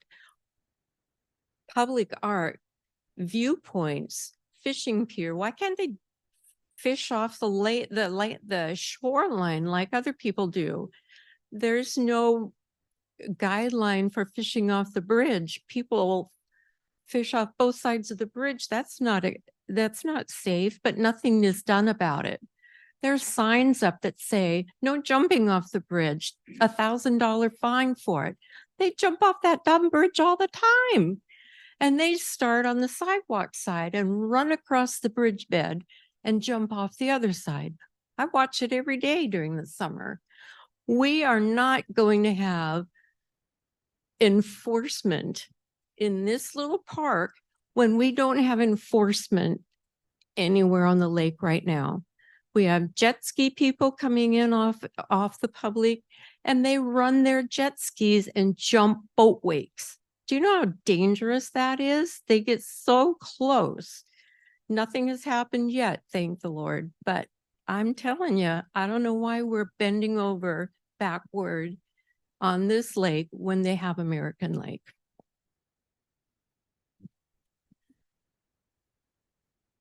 So I've only been on the lake for 26 years. So it makes me feel like a newcomer for some of these people. But in the 26 years I've lived here, we have taken care of the water quality on the lake. It's very expensive and the city doesn't pay for it. Right. You pay a little strip of it, but we pay literally millions of dollars to keep the water clean on this lake. If you're going to increase the park, which is going to increase the number of people coming to the park, I'd like to see the city take over a lot bigger share of the cost of keeping the water quality up.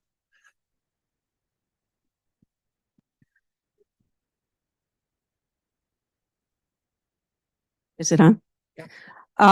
Couple of points here, and I'll say I'm really angry, and so my thoughts are scattered. But first I want to address my good friend Ben here, where I disagree with you a little bit about having the city take over a bigger portion of it, because right now our power is in our control. And if we relinquish it to the city, then that's going to be a problem. But I got to tell you, I went to several of these city council meetings in November, and what I remember is the city voted to spend $200,000 to address and study the feasibility of this. And so now we come here today in good faith and we're given options 1, 2, and 3. I want to know where option 4 is that says this is not going to work, because any way you look at this, this is 10 pounds of potatoes in not even a 5-pound bag, but a 2-pound bag. This is not going to work. And the way you pigeonholed us into these conversations about, first, we're going to talk about traffic flow. Then we're going to talk about parking. When we're talking about, in my opinion, and an idea that's nuts to begin with. This is 10 pounds in a 5-pound bag, and it is not going to work in any way, shape, or form, no matter how pretty you make it look. And you had said earlier, you said, oh, I think it's going to be different. And I asked you how, and you've yet to explain it.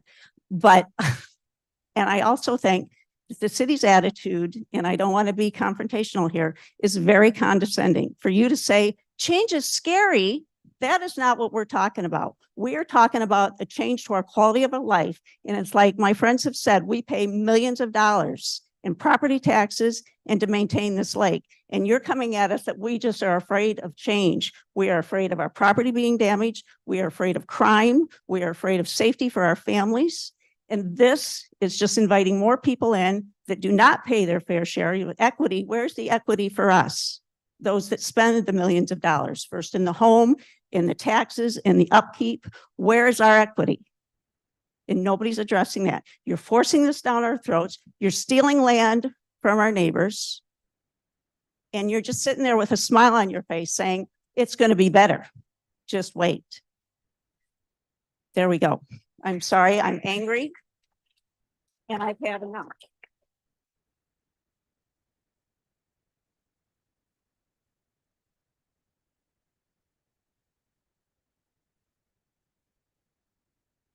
So I wasn't angry, but you're making me angry. I am the public. I don't live on your precious little lake, but I walk on it every day.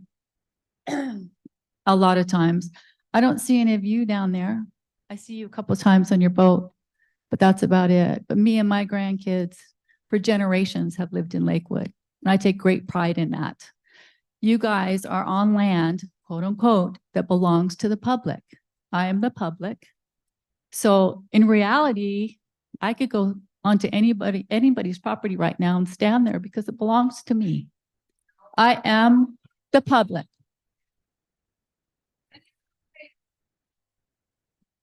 Everywhere she put that little line belongs to the public. Everywhere she drew that line. And I know it doesn't feel good. And I want to say this also, that change does come, because I've had to do it many times in my life too, and it's not fun. I have empathy for every single one of you. You're giving up what you think is pieces of your life, your property, and everything. And I have great empathy for that. But in reality, something has to happen so that this can be safer. I've heard that from all of you. You want more safety for the kids on the lake who are swimming with the boats, right? This has to happen for that to happen. There's a lot of other things that need to happen here too. And we need to move into the place where our grandkids and those grandkids and those grandkids can swim and boat on this lake and also be in nature. A park is really great where they just go and they play in the water, but this is the water. This is the lake. This is the ducks.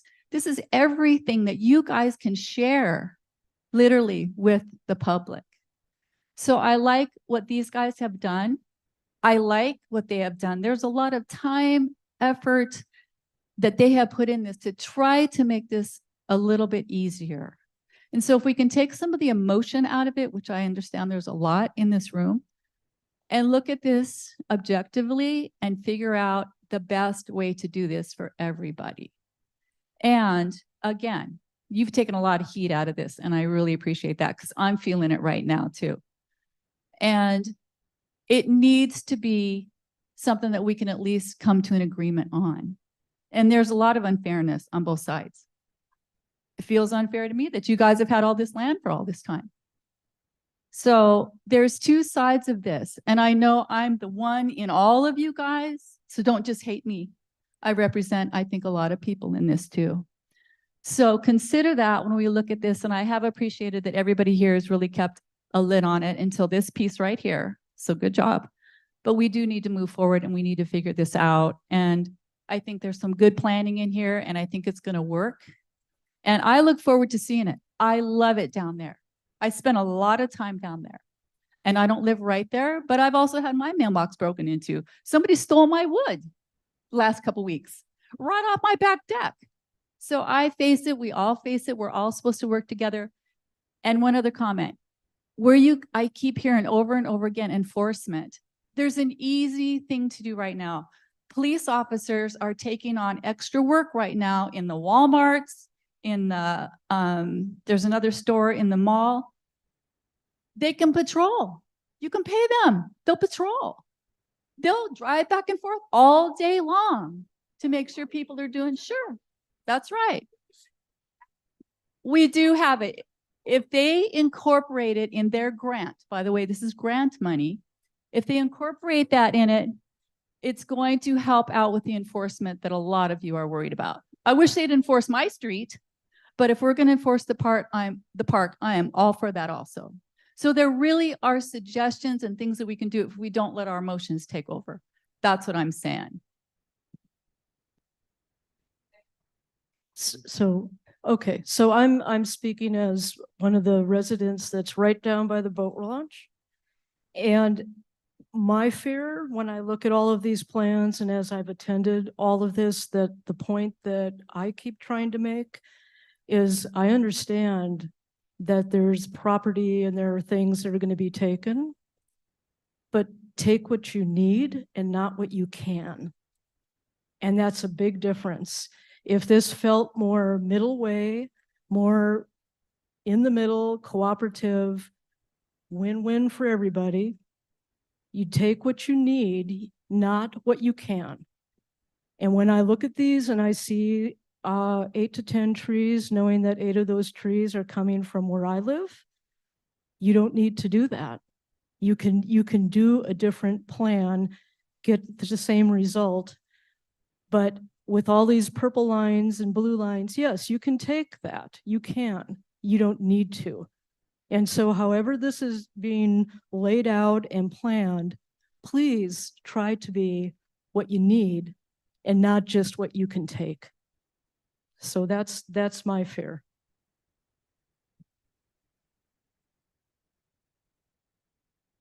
I think it was 2017 when you guys came out to the lake to have our little meeting. I think it was the first one. You know, a lot of good suggestions came out, and you probably don't remember me saying this, but when I say it, you probably will.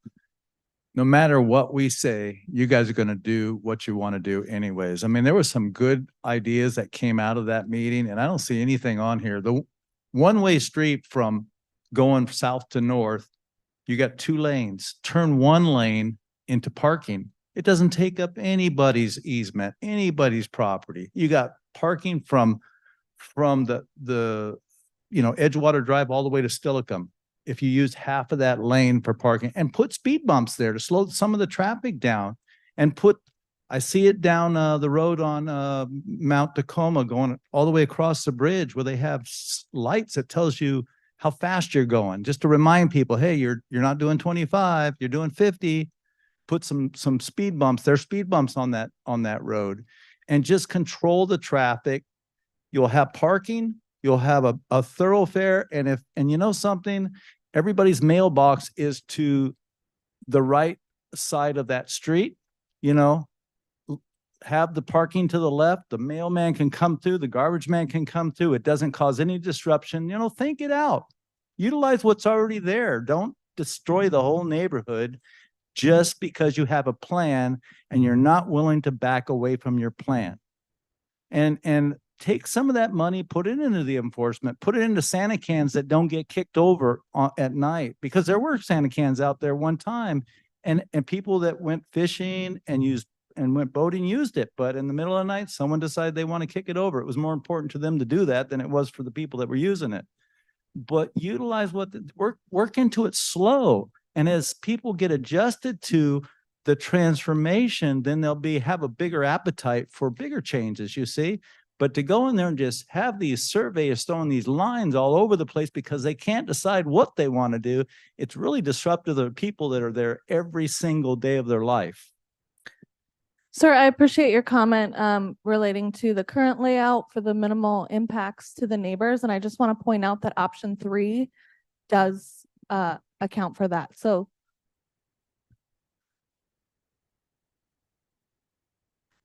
I'm merely talking about the alignment of Edgewater Drive. The orientation of the roadway improvement with the current paving aligns the most on option 3.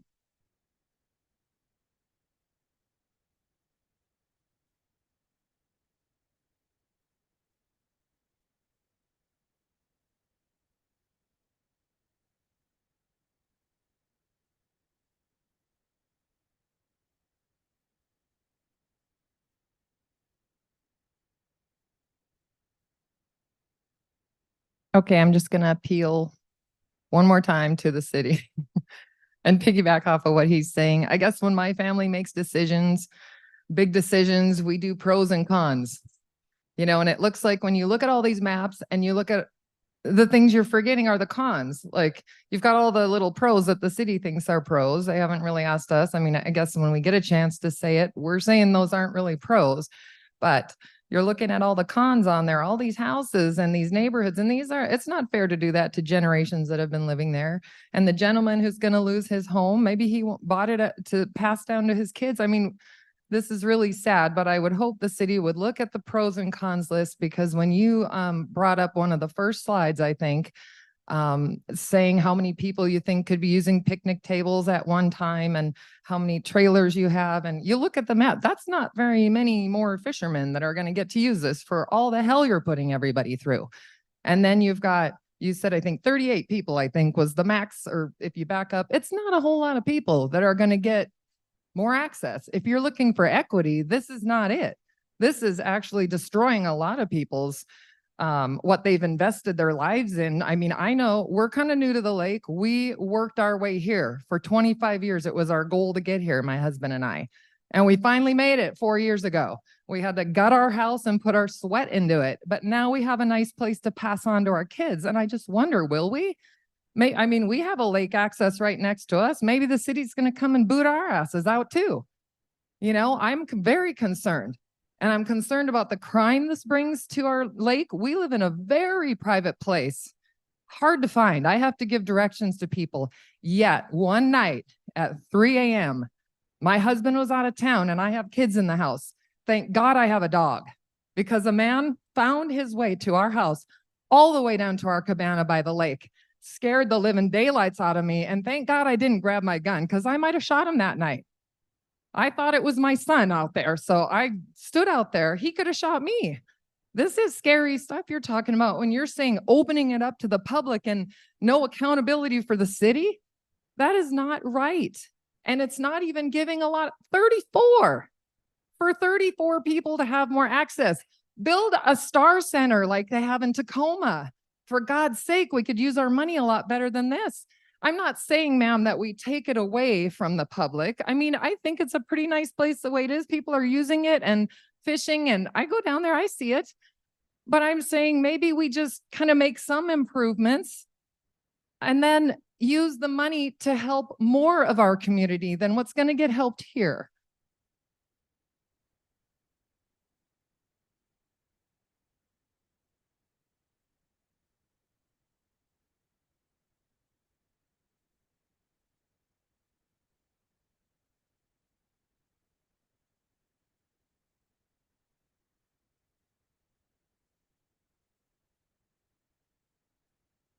I'd like to just tell you from a Parks Board perspective, 1 second. I live 6 blocks from this lake. My family's lived on this property out here where I live since 1934. I have 7 grandkids that live out there with me. We walk to this lake access because it's the only place we can get on Stillicum Lake. Unless I find a friend like Greg's place or I go to the Blanchard's place. This is important to our public. We have to find a way that we can share it with our public somehow. I agree enforcement's an issue. We have 3 businesses in my family in Lakewood, and enforcement's an issue. It's important. That's why we're holding this meeting tonight, is to hear from you folks.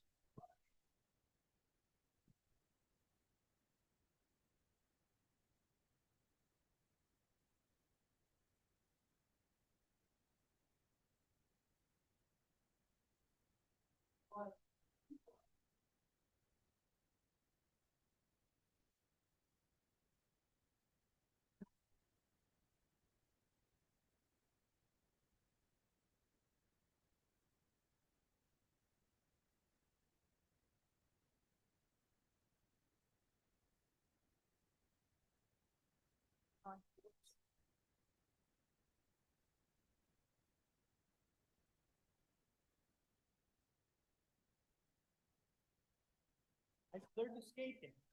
I've been here that long.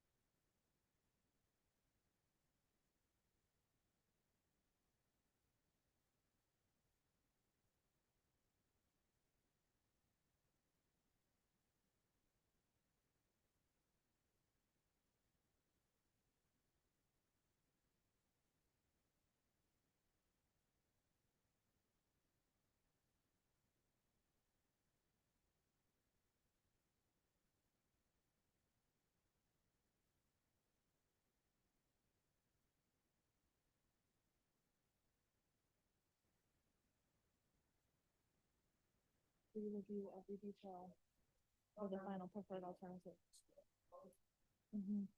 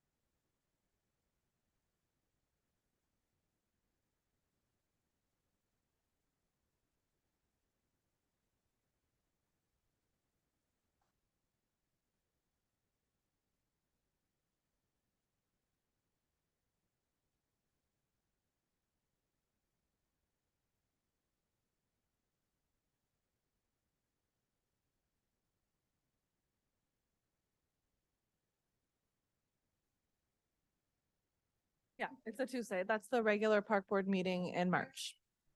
Yes.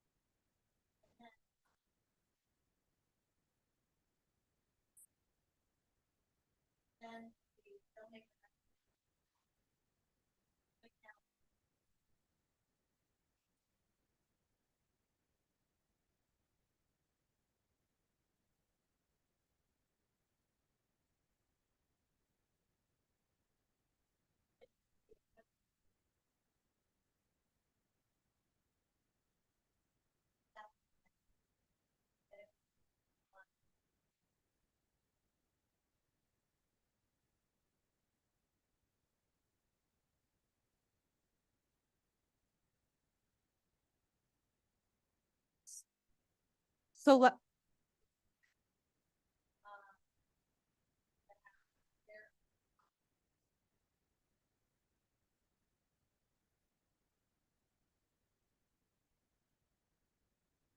I was just going to interject, Mary, that if there are any changes to these dates, we will do our best to communicate via social media and our website so that everyone can be updated.